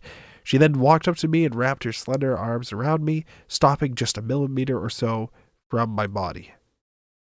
The warmth of the light of her projected figure made the rest of the cockpit seem frigid by comparison. Hey. What is it? Would it be alright if I No. put my Minecraft bed next to yours? If I address you by your name from now on. ... You have it on record, right? Yes. ... Of course. Please, if you want to, call me by my name. Alright. Thank you for being stranded in space with me, Ilarion. Oh man, I got a fancy as fuck name. I chuckled. It felt Fancy so nice hearing her say my name. And the same to you, Budapest. ... Boom! I was sound asleep when, suddenly, I heard a loud explosion. What the hell's going on? The explosion sounded too real, and something clicked into my head. Oh no. Oh no, no, no, no, no, no. ... We're under attack. Shit, what do we do? What is it? Wait, is there supposed to be no music right now still? I'm not sure. They're shooting right at us. Stay away from the window. Waking up in a hazy daze, I frantically scrambled to undo my seatbelt, ready to duck under cover. The pressure cleaner would have to be sacrificed. I yanked it from underneath the console, prepared to scramble underneath. Who? What? What's shooting at us? How should I know? But they're out there. Boom. Ah! I winced, shrinking into my ducking cover position. This was an emergency. The severity of the situation didn't seem to affect Budapest, as she simply stared out the window curiously. After a few moments, she blinked. Oh. Uh-oh. The hell are you doing? If they see you, they'll know there are people in here to look at. No, there's no one out there. Just Ilarion. It's the console. I was playing a song. Wait, what? What? I lowered my arms to poke my head out from the safe cubbyhole. As I calmed my swiftly beating heart, I could hear some kind of orchestral song. It was at a feverish pace, a poor recording. 1812 Overture. Tchaikovsky, I think. I wanted to give it a listen. So you just turned on a song the entire time? Yes, sir. Heh, that's funny. I tried to nonchalantly play my idiocracy off, but she wasn't having none of that. Good watching. Am not. That's just me catching my breath. I lied coolly, before pulling myself out of my makeshift bomb shelter and back into my seat. Alright, Teach. What is it this time? She only stared at me for a few seconds, dumbstruck. I guess my act was convincing. After a pause, she giggled, her cheeks turning a shade of red. Well, let's see what the records have to say about this one. It's really fascinating. They actually use a real old Earth cannon as part of the instruments. A cannon? Jesus. Yeah, I heard. Oh, it's from a war. The smile from her face fell as she continued to read. Commemorative piece celebrating the defense of Russian sovereignty against an encroaching militarily superior Napoleonic Empire in 1812. According to this, the Russians had used scorched earth tactics, burning their cities and farmlands as Russian armies and civilians retreated. The French overextended their lines and encountered an impasse. Deprived of food and supplies, their constant siege for Russian Cossacks, and suffering under the harsh Russian winter, they ultimately retreated. This overture is inspired by the Battle of Borodino, the largest and bloodiest conflict in the war. She read the words quietly, hesitantly. It wasn't a pleasant subject to think about. I figure you would have read plenty about war by now. Honestly, I've been avoiding the subject. It's been pretty difficult to avoid, but you were curious, so... Ah, damn it. This was my fault, wasn't it? I turned my head aside. In the corner of my eye, I see her hand rise to her chest, clutching the fabric of her dress. It sounded so heroic and optimistic, but so many had to die. Cold, hungry, and sick. It sounds miserable. I think I'm done reading this. She raised a slender hand to wave the display away. It dissipated in an instant before silently slouching back into her seat. What's up? You're usually not so down like this. They had the casualties numbers on there. I had a bad feeling well up. I didn't want to look anymore, that was all. There were so many dead. I couldn't really think about it any longer. Yeah, that happens. ... That happens. When I think about all that misery, it's just, I don't think it's something to celebrate. So a lot of men died then, right? She nodded silently, looking aside at me. I think it might be something else. It might have been a send-off to the men that went out. I mean, they had homes and families to protect. They probably believed that they had to do it to protect them. I mean, it can't be all about killing the other guy, right? They all had their reasons, and, well, there's always something worth protecting, and sometimes you have to put your own neck on the line to keep it safe. Ellipses. Is that the truth, then? Her curious eyes turned to me, expecting some kind of answer. I really couldn't claim to have. I would hope that's the answer. Hard to say either way, but... Going over these old texts, I've found there are many truths in the universe. I think that's one I can put my faith behind. Thank you for sharing. She flashed that delicate, tiny little smile at me appreciatively. I smiled back, happy to get her out of her funk. A silence fell upon the cockpit, which was fine. I was happy to drop that topic. It occurred to me that I hadn't really looked outside the front of the cockpit in a while. Sure, it was hard to ignore, but I hadn't done any real stargazing in a few weeks. I turned my attention ahead to the stars drifting off in the far distance. Bright stars, countless words, each one possibly abounding with its own form of life. The expanse of space is terrifying, but at the same time, wonderful. ... A little while later, Budapest accosted me with a very unusual, very interesting question. Hilarion? Yeah? I'm studying the human concept of an afterlife, you see. Oh, God. It's very fascinating to see what different cultures and races around the human world thought about what came after death.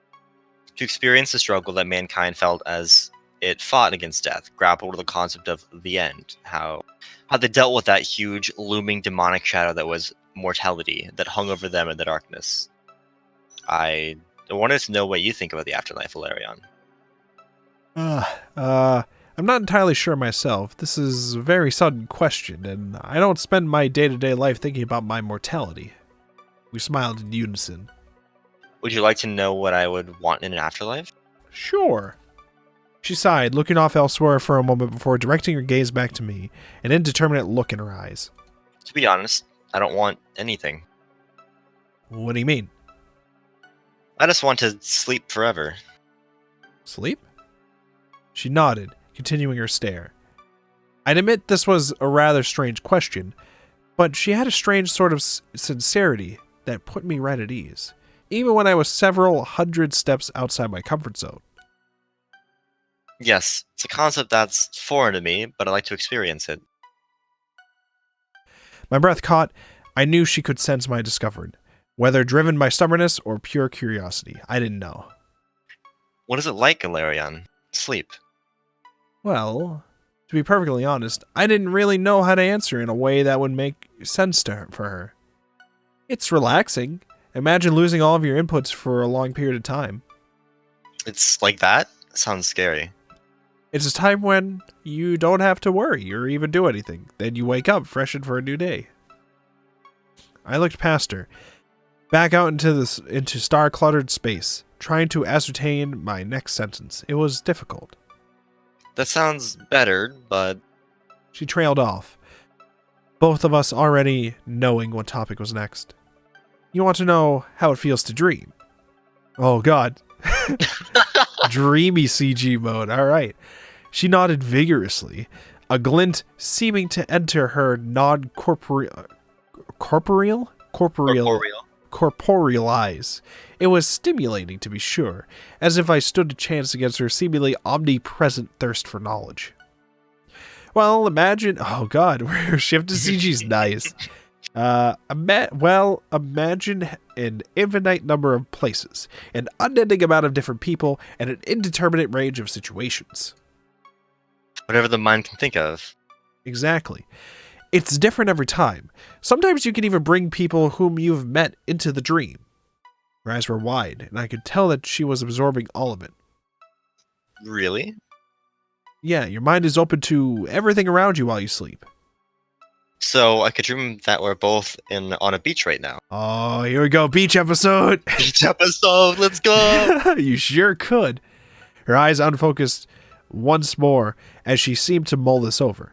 I felt a strange, fuzzy feeling to show her something so innate to us, yet so unique and special to her. If only we hadn't met under such dire conditions. Distracted by my thoughts, I couldn't hold back a yawn. That suddenly emerged from within. Instantly, her semi-translucent eyes darted right back towards me. Tired? I think so. I leaned back in my chair, the device auto-reclining for my benefit. Folding my arms, I prepared myself for another bout of sleeping aboard the silent, drifting cockpit. Directing my eyes back toward my companion, I noticed she harbored a very distinct look. She seemed unsure of herself. Is something the matter? No. I just was wondering if you could do something for me. What is it? I was wondering if I could monitor your vitals as you slept. Oh, that's not creepy at all. Her eyes seem to narrow as if she realizes that her requesting this was a long shot. And what purpose would this serve? To watch the dream, right? Or to try to monitor it or something? Well, when you dream, I might be able to experience it alongside you. Yes, there you go. Sure, I just hope there aren't any needles involved. She smiled, both enthused at my acceptance and amused at my intrepid fear. No, I assure you, it isn't invasive. Oh, well, that's good. Just stick this here and this there and this there, and then we're good. A small compartment opened on the dashboard, near the right side. A small device appeared, complete with a wired electronic patch that looked like it was supposed to be stuck to skin. Well, there it is. Just stick it near one of your veins. It'll do the rest. Oh, okay. I grabbed the device, rolling my right cuff down. Carefully I attached it an inch or so down my elbow, and it quickly sealed to my skin. Simple. Off to bed I go? I sighed softly, closed my eyes. Good night, Ilarion. I took a deep breath. Good night. And with that, I slipped away to my own world, silently wondering if Budapest would come along with me. Slowly, gently, I slid off the coil of sleep. I opened my eyes and stretched and noticed, for once, everything was silent. What day is it again? We must have been on the last leg of our journey by then. I thought the very notion would have made me restless, eager to get out of the cramped cockpit, board a one-way ticket to Alpha Centauri. But here I sat, counting the stars that drifted by lazily. The atmosphere was quiet. It was eerie. I glanced aside to Budapest, who was staring intently out beyond the stars. There was a look in her eyes that I had difficulty reading. Was she studying what was going on? Keeping an eye out for other ships? She was so quiet. Normally she was rattling on about her latest discovery from the archives or blasting some old sound file she'd come across. The silence that hung over the cockpit now, in the absence of her cheerful exuberance, lingered like a heavy fog. I adjusted myself in my seat, grinding my teeth together quietly. Something about this was wrong. Ilarion. I perked my head up. Her tone was serious, straightforward, yet underlined with the silent agony of struggle. Our eyes met. Her elbows relaxed for a moment in response, before she turned again to the ocean of stars ahead of us. Did I ever tell you about the story of Palinurus? Just like the story of Dark Plagueis the Wise. ... I combed my backlog of memories. She had described a great many stories to me in our journey together, but no, not that one, I don't recall. Silly question to ask, isn't it? She chuckled to herself. It was a low chuckle, a noise that struggled to come out. He was a helmsman, a navigator for the Trojans sailing across the sea from Sicily to Italy. A terrible storm befell them as they sailed. Under his guidance, they did all they could against the tempest, the wind, and the sea. But this was fate that had conspired against them. It was the will of the gods that subjected them to this awful fate. The goddess Venus had come to the god of the sea, Neptune, pleading that the Trojans under Palinurus be granted safe passage across the treacherous water. She closed her eyes intensely. Her voice was quiet, hushed. She lowered her head. Unum pro multis dabitur caput. Or caput, I don't know. One life shall be offered to save many. Those were Neptune's terms. She paused, letting that ominous cryptic message hang in the air, her hands clenched against the fabric of her dress. And that is how Palinurus met his end in the middle of that storm. That's poetic. A god of sleep descended upon him while he was at the helm, and with a branch he brushed Palinurus. Falling into the deep sea, he was swept overboard into the churning abyss. The branch had been dipped in the rivers of lead and Styx. The former caused complete forgetfulness, the latter the promise of immortality. With nothing to save him, he sank deeper and deeper into the ocean's depths, pulled down by Neptune's power. It was his power and his faith that allowed the Trojans passage through the storm, through the sacrifice of one. She raised her head to look out to the stars abroad. If there are any gods such as those still out there, among all the stars and planets, they must be a flippant, irrational bunch. She chuckled to herself, but no joy could be heard in that laugh. It was distant, somewhere else entirely. She took no joy from sharing the story. Something was very wrong. It's been almost 4 weeks since we embarked on this journey. I stumbled upon that myth, and I've experienced so many things alongside you. I've learned so much, had so many new sensations course through me. I'm not sure I'm ready to leave it all behind. I don't think I can forget that. She was speaking of our time together. Of course she didn't want to let those memories go. She might have been truly alive for all of a month, but for her, that was all she needed. She'd lived more than most humans would ever aspire to.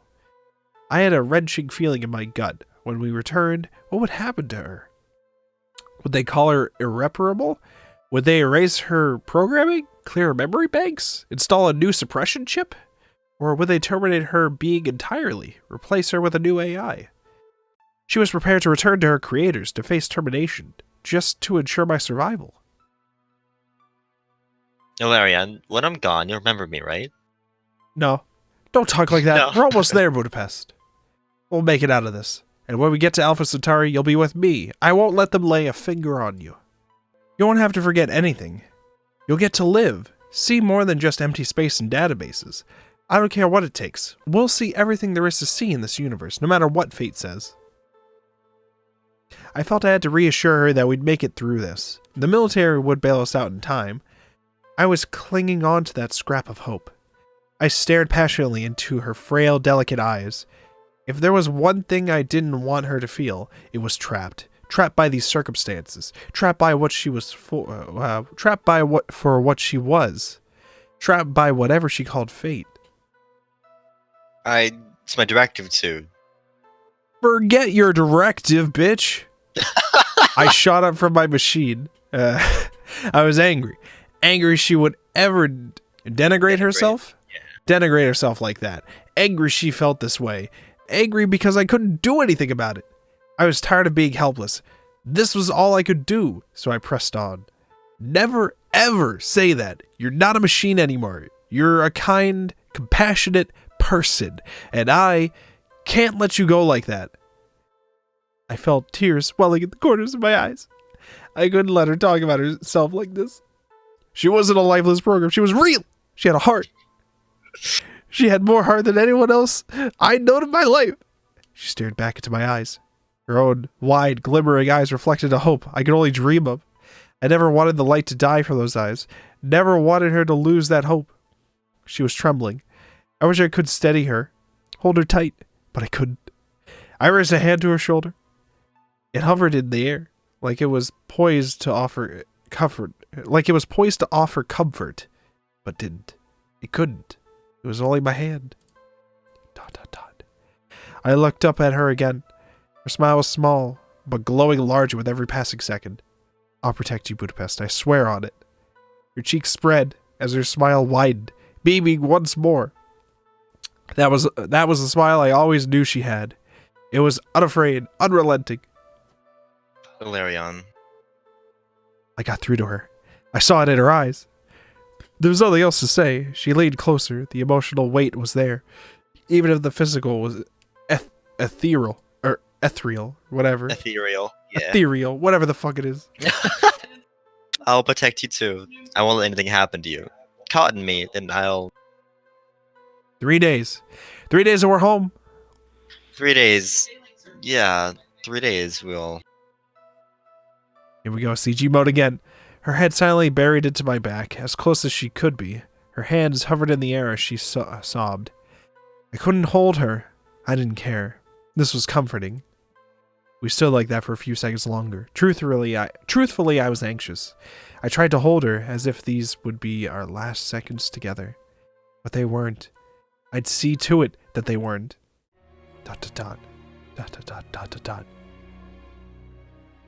Today was the day.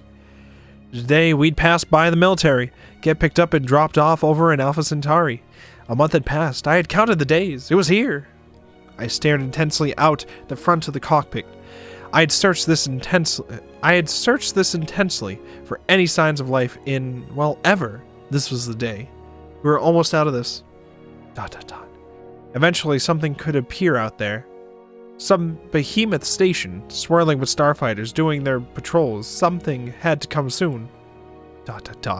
I kept replaying those hopeful, optimistic thoughts in my head. For every agonizing second that passed, the sinking feeling in my stomach intensified.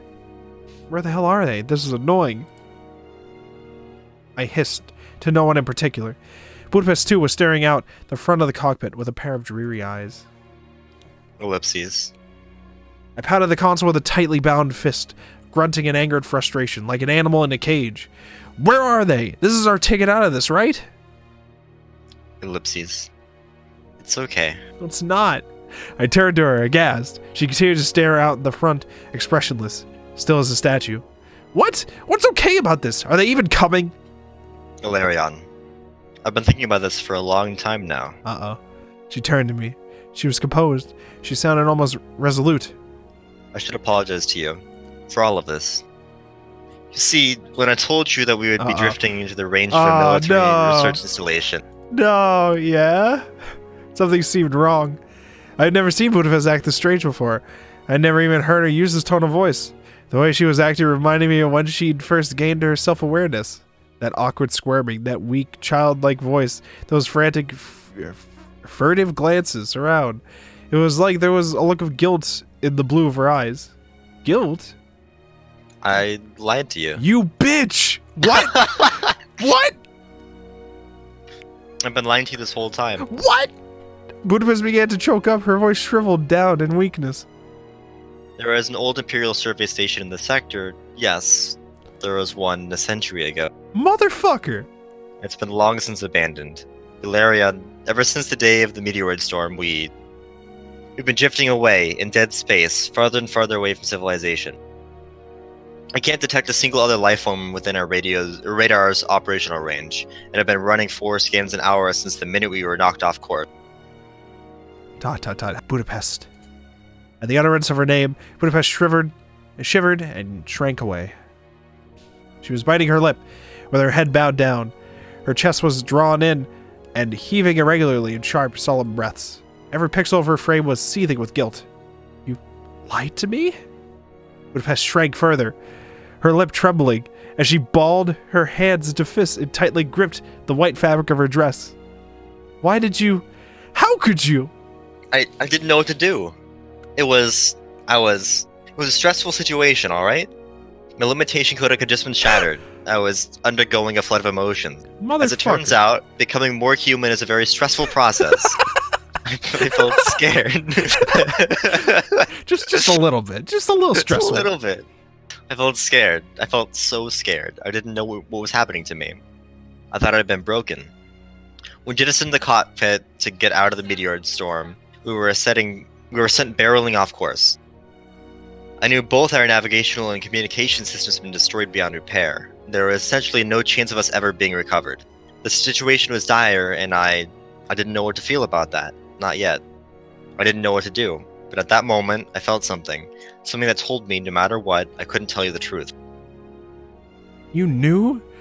That there was no chance of rescuing us? Yes, I did. And I felt like I couldn't tell you.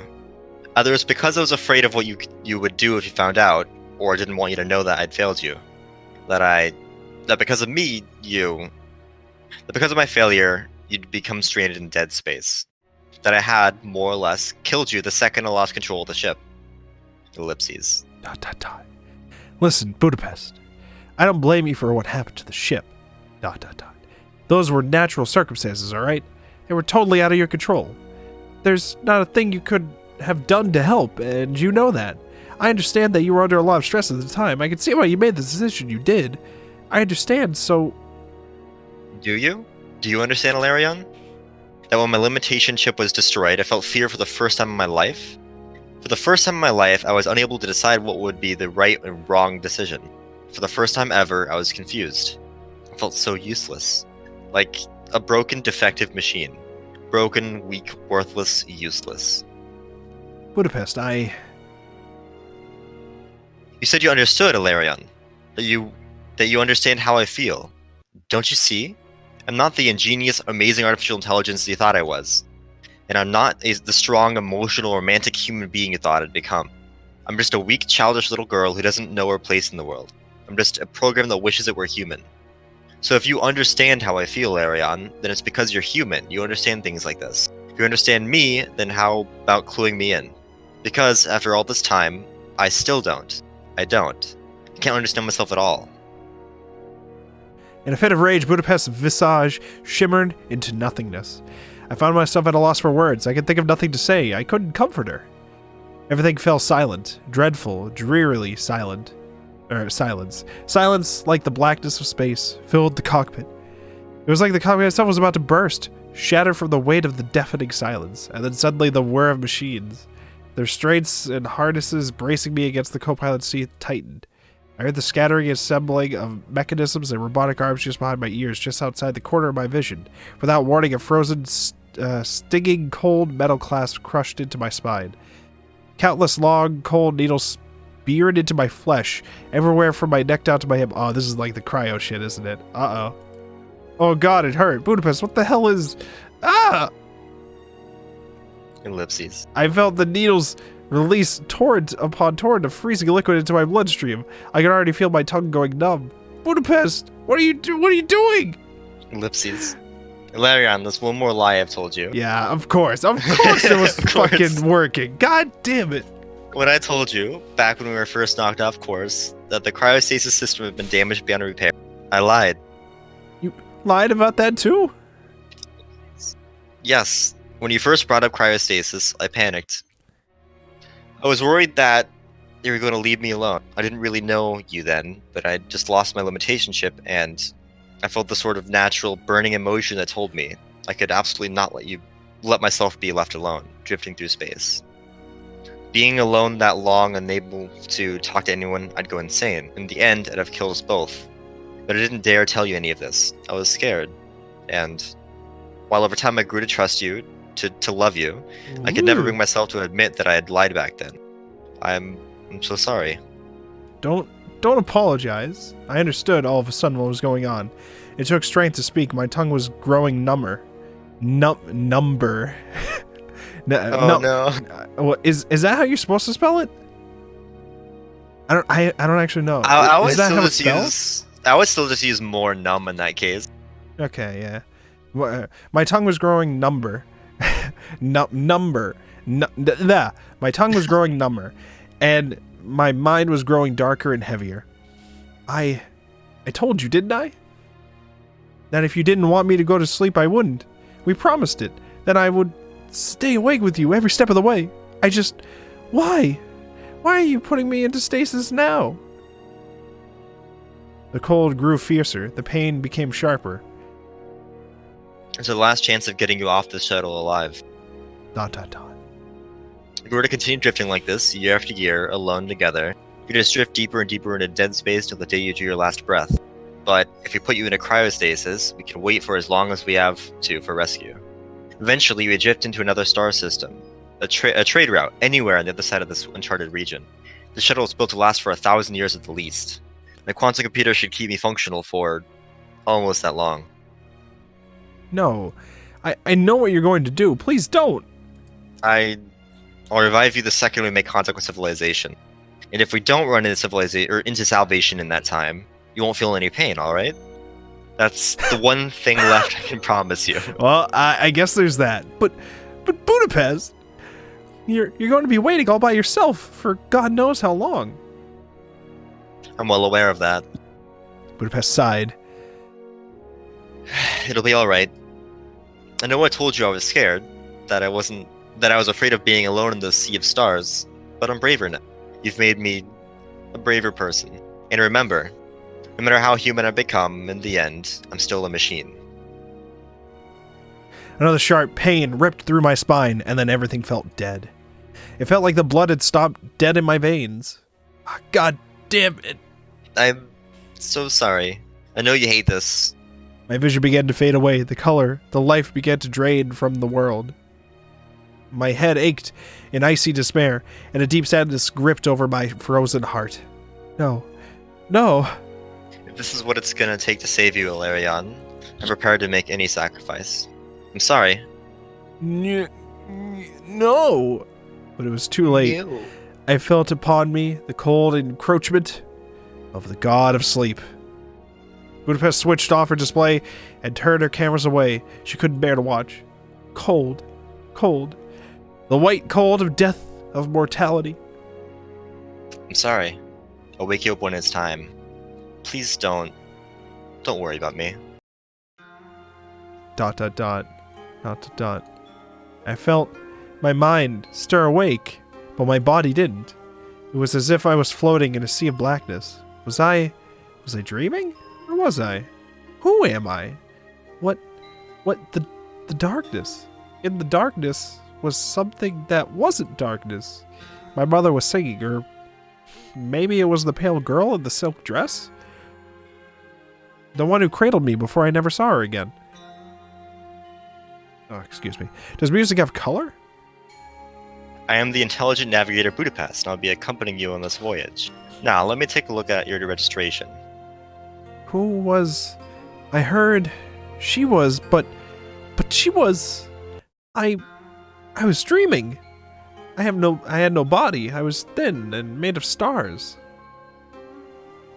I'm just happy that you're safe. I heard voices deep, lost in the sea.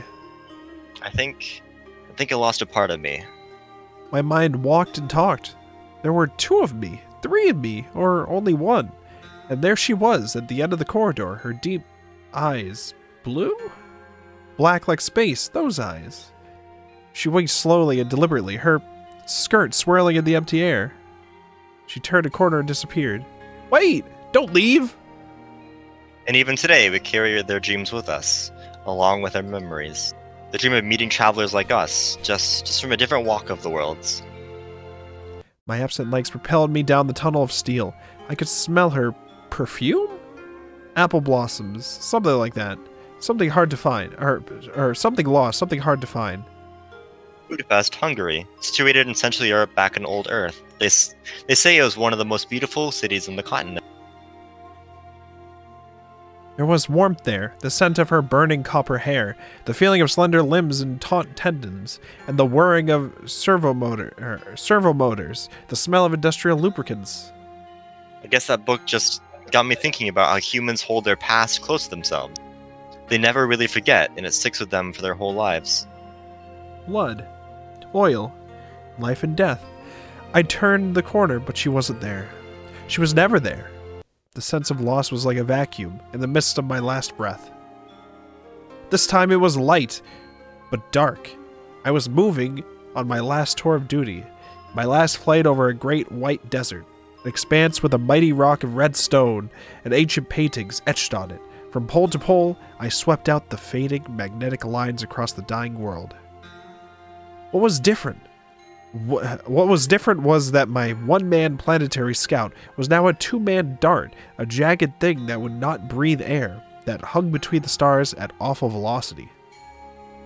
She was there with me and far away in the other pond. I saw my gunner, my lover, the woman in dark green protective webbing, whose breasts I couldn't see, whose loins were like mine, plumbed with waste extraction, lines, and diagnostic fluids. Beautiful dreamer, awake unto me. Awake unto me. Yeah, we get an encore, nice. Waiting, I was waiting for you. I heard her voice. She sounded happy, her lips made music to in my ears. I looked to her, I turned to look, but the hard hulls were opaque, and all I saw was illusion. The idea of red hair and ocean eyes on a pale face. I turned and there's nobody in the other pod. Her scent filled my heart. Cherry blossoms, apple blossoms, the spring wind, but I couldn't understand what I saw. Was I dreaming? Was this a dream? I didn't know what to do. I watched the flower petals fall. Sunset on the beach. Her fingernails dug into me, stabbing me, forcing hard silicone into my own flesh. The sand was like a crashed shell, expanding warmly with her weight, warm, welcoming, coming down. Again and again, I smell fuel. I see the flaming hair, the light flames, pale skin. Is that what she looked like? I couldn't remember. I've been studying the human concept of afterlife, you see. My hands felt her, muscles behind, hardness between us, something separating us. We were moving together, descending into everything else. The tide was washing in, the sound of surf and wind soaring in the trees, telling me there was so little time in life. We made the time last by compressing space, and I heard the tip of her musical tongue in my ear. Wait, no more waiting. Would you like to know what I would want in an afterlife? Against the purple night sky and Elysian field of stars behind her, she rose from me. Would it be alright if I addressed you by your name from now on? Her dress. How could I have forgotten? Her dress flowed in the moonlight. White. The color of her innocence. The color of her fate. White of dreams. The color of her heart and the end of the world. I gasped for air. Air. Oxygen. I needed to breathe. I needed air. There wasn't any. There was only inhibitor fluid, the cold jelly that collected the soul in a shroud around me. I was buried alive, petrified, the state of being forgotten. I screamed, but my mouth was frozen shut. The stars were lost in the clouds. There was the sound of distant thunder, the rattling of rain on the roof, the melody of an old earth. Later, the crystal pinging of a frosty night, like a miserable distress beacon, my tears hardening to diamond. Tears. Was I crying in my sleep? Probably, knowing me. I'd reserved my heart for her, the fire in my veins. I turned across the infinite expanse of space, like bed sheets of black silk. Her nightdress was the color of mist. Her hair the color of the fields of Mars. She smiled, but then she was gone.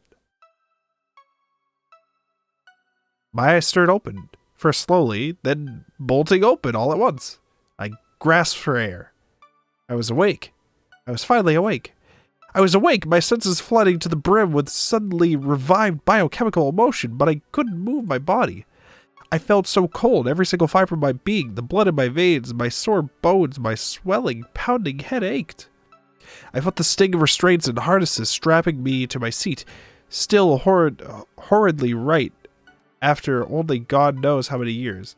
The whirring of biomedical equipment and the gruesome piercing of several needles along the back of my head and spine reminded me somberly of the cryostasis I had just awakened from. Ellipses. Ellipses. Hello? Welcome back, Ilarion. Budapest? My voice croaked out dry and weak. My senses were saturated with vivid, vibrant images. Bright colors burned themselves into my sight.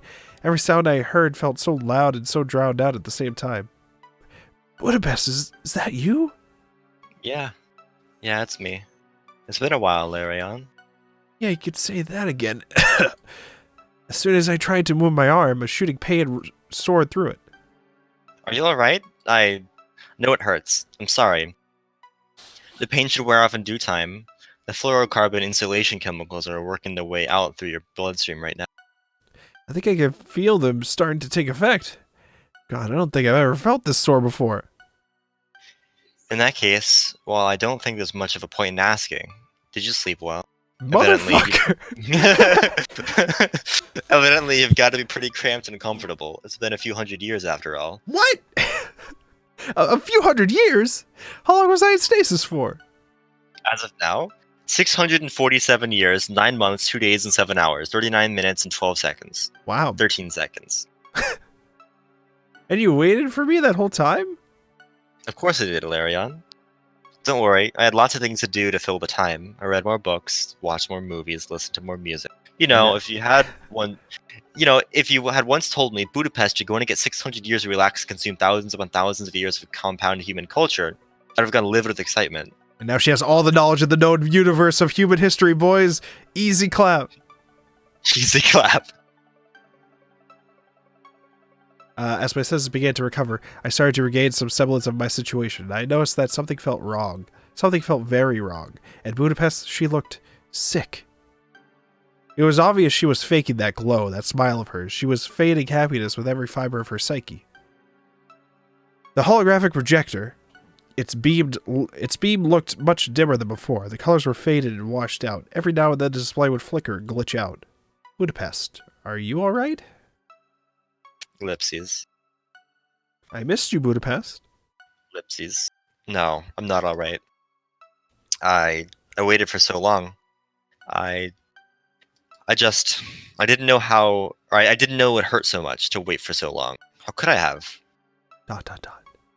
I thought that I could never possibly feel pain, not physical, real pain. That for so long as my operating system functioned, I was invincible, to be immortalized into eternity in processors and silicon and subroutines and line after line of code. I couldn't have been more wrong. I'm dying, Ilarion. Budapest snickers, but then looks down. She stays like that for a long time. What do you mean? You're... Can't quite believe it? Neither can I, to be honest. Isn't it interesting, ironic, almost humorous even, that after all this time I'm dying? But at least now I know what mortality feels like. My battery's been running in fumes for the last decade or so. Memory degradation and data loss began about a century ago. The display's begun to deteriorate, my graphics have been flickering in and out, my processing speed's withered down to a fraction of what it used to be. There's no doubt about it, I'm slowly but surely dying. And I don't have so much time left. ... I didn't know what to say. This information was all still new, so new to me. I didn't know what to do. You know, I have to wonder if this is how a human feels when they're on their deathbed. Maybe I should start coughing and gagging just for dramatic effect. Budapest giggles to herself, but her eyes remain fixed in sadness. And you know, do you know what the best part was of waiting for you drifting alone through the outer space for century after century? What? As soon as I said that, something incredible began to happen. Budapest began to cry. While you were sleeping, I had so much free time, I made my own crying animation. Mood. Budapest, the true millennial. It's sort of a humorous situation, sure, but it really did help me out in some ways. It helped me deal with the single worst emotion I've felt so far. Budapest balled her small, dainty hands into fists. Emotions surged through her circuits. Fear, anger, regret, thankfulness that I'd awoken. Guilt that she'd kept me alive for so long. Feelings flooded through her, tearing her apart. And she couldn't do a thing about it. She was powerless. I wanted to help her. Loneliness, that's the worst emotion. You never told me about loneliness, Hilarion, or about how it was even more painful than death. More tears began to stream down her pale cheeks and run down her neck. She was bawling, at this point, a writhing mass of despair. It was horrible. You didn't miss much while you were gone. It was all just sad, and now I was just so stupid. Budapest, sorry. No, please, you have nothing to apologize for. I may be dying, but I'm not an idiot. All the wretched things that have happened to me, I brought them all onto myself. This is all my fault. As for you, Hilarion, I'm just so glad to see you again. Budapest smiled and cried more, but no matter how hard she cried, she didn't stop smiling. I'm sorry I'm crying so much. It's all just so sappy. I'm just excited to finally get to use the crying animation and give me a moment, alright? I chuckled lightly and shook my head. It hurt, but I did it anyway. It's alright, Budapest. Cry all you want. She was dying, She was a dying artificial girl. An archaic, ancient machine running on fumes. But she was happy to see me again. But, Hilarion, you have to listen. I didn't just decide to wake you up out of the blue. You don't have much time left. It turns out, back when we were knocked off course in the debris storm, a small scrap of metallic debris managed to collide with the cockpit, leaving a microscopic crack. It was at first only millimeters long, but after all this time it's grown, and the cockpit windshield's integrity is currently at 2%. It's going to breach very soon. Uh-oh. And when that window is breached, it will shatter, and the cockpit will be exposed to open space. Oh, that's not concerning. Your hard suit should seal and protect you from the elements. Your hard suit should seal and protect you from the elements for some time, but it's not going to last forever. Nothing does. The windshield is cracking? It's been happening this whole time? Well, there's an amount of possible weak points which my diagnostic systems detected as soon as we cleared the debris storm, but things really worsened while you were asleep. I first noticed that the crack had grown larger about 1, maybe 200 years ago. Or maybe it was even earlier than that. I'm sorry, it's not so clear. My memory isn't exactly what it used to be. But surely, things have been continually worsening. Things have gotten very bad. I've just been sitting here like some powerless little girl. There wasn't a single thing I could do about the crack. Just put some duct tape on it. It'll be fine.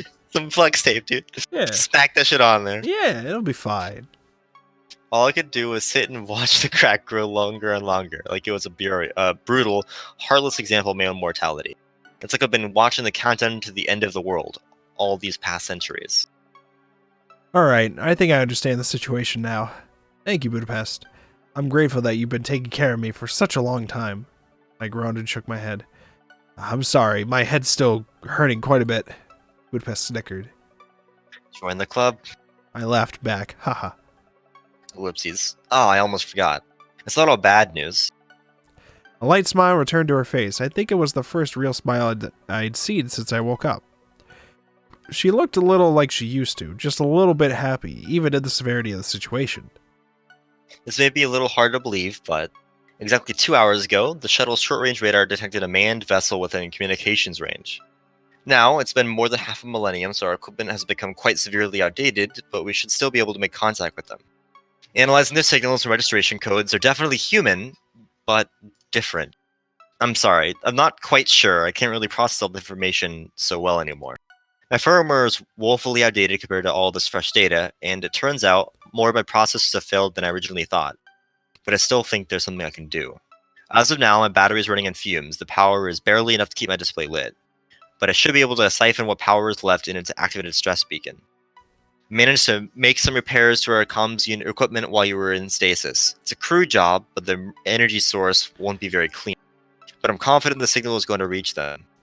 If the universal signal of distress hasn't changed in the time of the seas of old Earth to ours, I doubt it has from ours to theirs.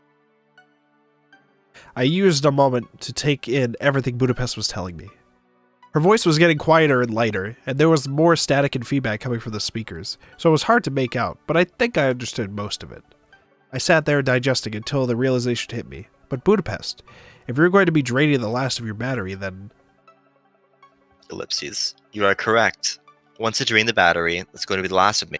I'll die. I can't let you do that! I won't. I won't let you leave me again. Look at you. Even in a situation like this, you're getting all sentimental. Don't you get it?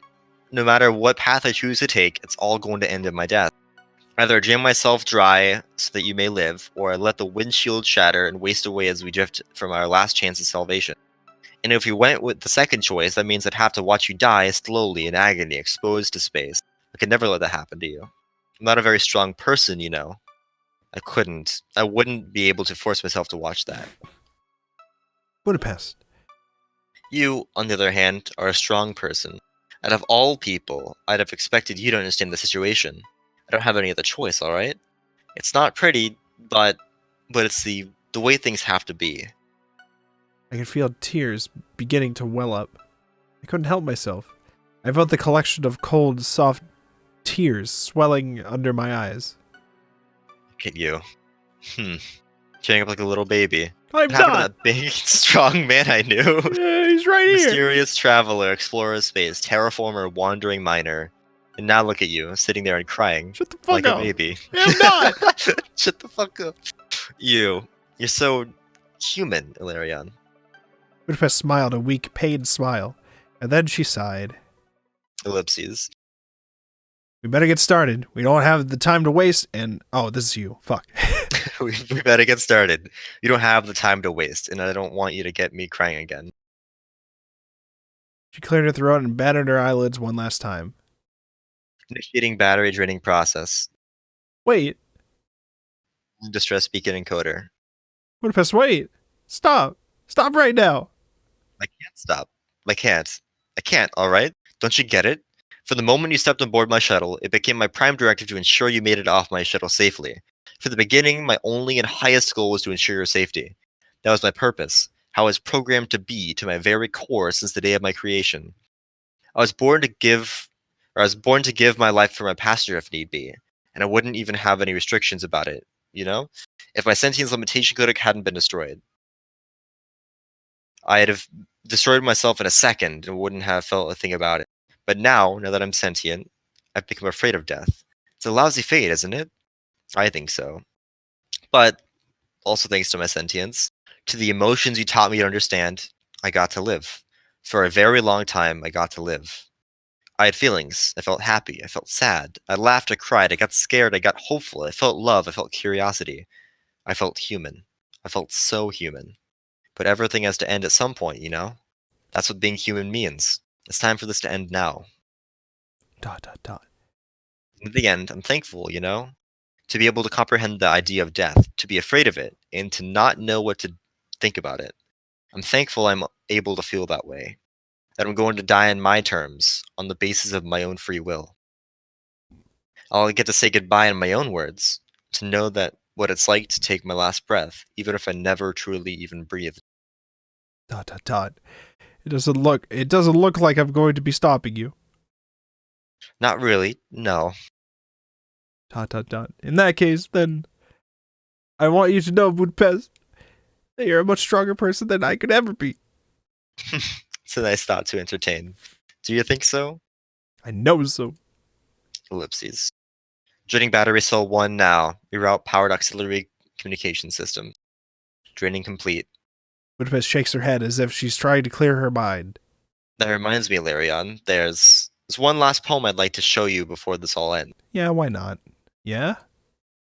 I came upon it while you were in cryostasis. It's probably my all-time favorite out of the ones I've gotten to read. And remember, you were asleep for a while, so I got to read a lot of poems. A lot. A lot. But this one was special. Real special. It's an old verse from Old Earth, just like the kind I always liked. I bet I'm the first person to read it in a millennium. I think it's still poetry, though. Here, I'd like to sing it to you as a final parting gift. Go ahead, please. I'd love to hear it. And then she sings Back Streets, Back. Back Streets? No. Let me see if I can remember how it goes.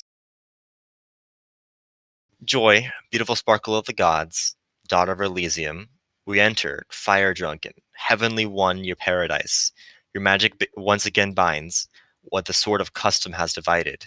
Beggars become the brothers of where your gentle wing abides. Be embraced, the millions yonder. this kiss to the entire world. Brothers over the stars unfurled. Oopsies. A loving father must dwell. ... That was beautiful, Budapest. Was it? Or are you just trying to make me feel better? I snickered under my tears. Both, I guess. Well, you guess. Cockpit integrity is at less than 1%. That's my cue. Draining battery cell 2. All energy but 1%. Reroute power to auxiliary communication systems. Encoding distress beacon now. As she worked, I saw Budapest give a smile. The smallest but the happiest smile. Sending distress beacon now. Ellipses. Beacon sent. Waiting for signal feedback. Feedback received. Signal strength is healthy. Beacon has been established. Our work is done.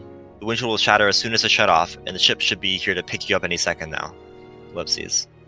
So, this is death. Ellipses. It's also sappy, isn't it? But I guess this is how things are. Right? Another small laugh under more tears. Right. Huh. Everything feels so warm, but so sad. So horrible, but so simple at the same time. But there isn't any pain. Ellipses. As Budapest's display faded out for the last time, she cocked her head and gave me one last smile. I heard the trace of one last faint sigh. Valerian? Budapest? Goodbye now. Be safe, okay? Thank you for everything. All at once, the cabin lights switched off. Every piece of machinery went dead. My suit pressurized shut, tight against my skin. A helmet closed over my head. I took a deep breath. Goodbye. And in a split second, the glass of the cockpit shattered into billions of shards, and I was launched into the realm of space. Pressure weighted the dark all around me. Terrible silence everywhere. The last thing I saw was the world of stars burning bright, drowning me in an ocean of brazen memories. ... The end. Wait. Alright, so did I miss something there with that ending? So the point of using the last of her battery thing was to send out a distress beacon, right? Yeah. But then it still broke and he flew out into space anyway? Right. He had a pressurized suit that like might let him live long enough, maybe. Oh, so you just, as the reader, you don't actually know if they actually did find him.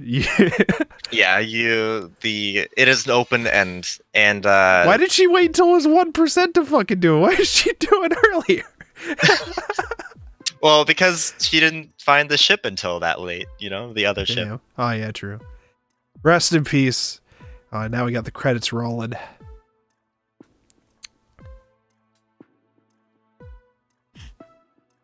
Public relations. Do I recognize any of these names? I recognize this guy named Tristan, whoever that guy is.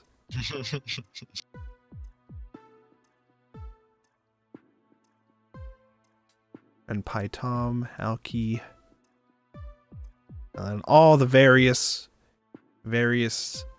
credits for engines and songs and stuff, probably. Oh, there's the story of the Ocean of Stars. Joy, beautiful sparkle of the gods, something else I didn't get to read. Watercress. I wonder who those guys are. They seem pretty neat. So that was Palinurus. Yeah, that was pretty good. It's nice and short. My nose was killing me throughout the most of it, but that's just because, I don't know, allergies maybe. I wasn't crying, I swear. Shut up. So, alright, so you guys worked on this in 2015? Yeah, it was released around April 1st, 2015 for NaNoRenO.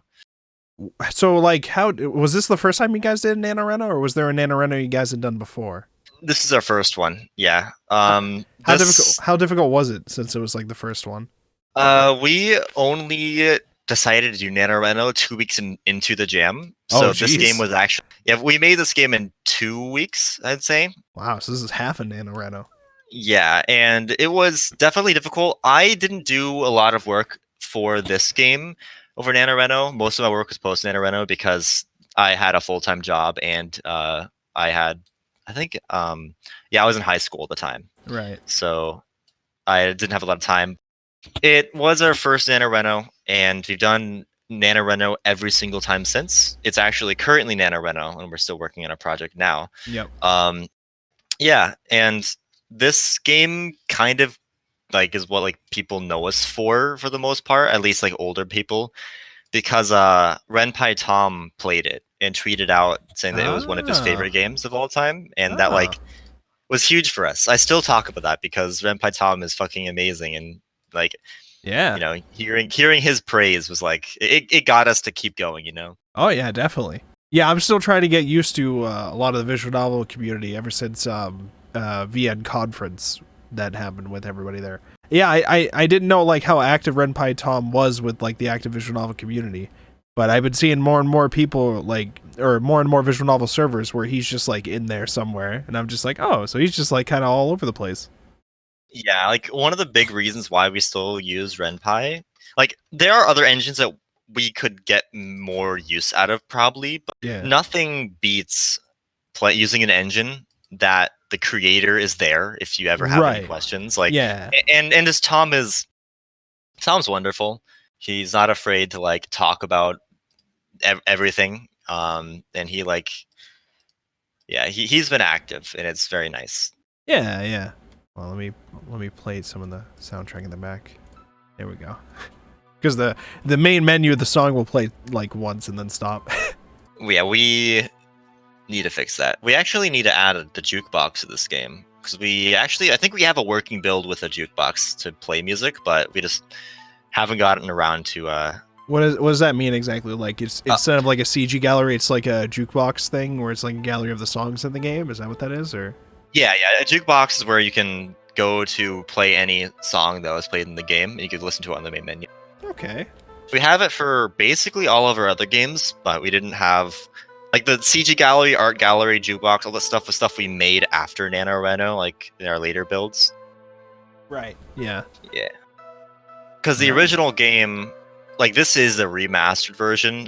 There are extra CGs, extra sprites. All of the 3D backgrounds you saw, like the cockpit, like the station, were untextured in the initial release, so we textured them and released it like that for Steam. Oh, okay. Okay, so this version itself is a remastered version of it. Yeah, the story is the same. We didn't touch the story other than like some typo fixes, but we added a little bit of the art. So what is there like? Are some of these ones like the original art, like for the sprite and stuff, or? Let me see. Yeah, the original when this is original release are like the original ones for sure. Oh, okay, okay. So these ones are all like okay, so this is what they all looked like before. So yeah, it does. Let me see. What's the next? Oh, okay. The next page button over here, we can see even more. You got fan art in here. Nice. You got concept art. Was this concept art for like a completely like remastered version of her? This was actually this was the concept art for the original game, but it went with the simpler design instead. Yeah. Oh, okay. Oh, this is like fan art of the concept art. Okay. And this is the one you showed me before we started streaming. Yeah. This was really cool. It's got like her like dress, like is kind of semi translucent or whatever with the background too. That's pretty cool. This is the original release art for like the cover thing. And then okay, so this is what it looked like beforehand. Yeah. Okay. So you made it in 2 weeks in NaNoRenO in 2015, then reworked it and then released on Steam in 2016. Is that about right? Let me check. It might have been 2017. Okay. Palinurus released December 9th, 2016. Yep. Wow, there you go. Towards the end, pretty much 2017. Yeah. And then the ship cracks and we all die. So I guess it is spoilery if you click one of these and click through, but yeah. We'll eventually get around to like updating this, but we does Renpai by default like have a CG gallery system, or do you have to put that in yourself? I think it does nowadays. Have like code for that stuff, but we built all of that stuff ourselves. Right. Yeah. It makes sense. Yeah. How long did that one take? That one took us like 3 hours. Doing the next one would probably also take another 3 hours. So I don't think I have time for that at least, but I don't know how free you are now, but if you wanted to play like League or something, I'm down for that. Yeah, I'm down for playing League. I just have to go to the bathroom and stuff real quick. All right, sounds good. Yeah, you do that, and I'll transition the stream stuff into League. So Awesome, we sounds can lose together Hell yeah, let's as a go. family. Alright, I'll be right back. This is where all my viewers scream, no, no, I don't want to watch League. No, no. As you guys know on this stream, I hate reading visual novels for too long if there's like no voice acting to like help me out.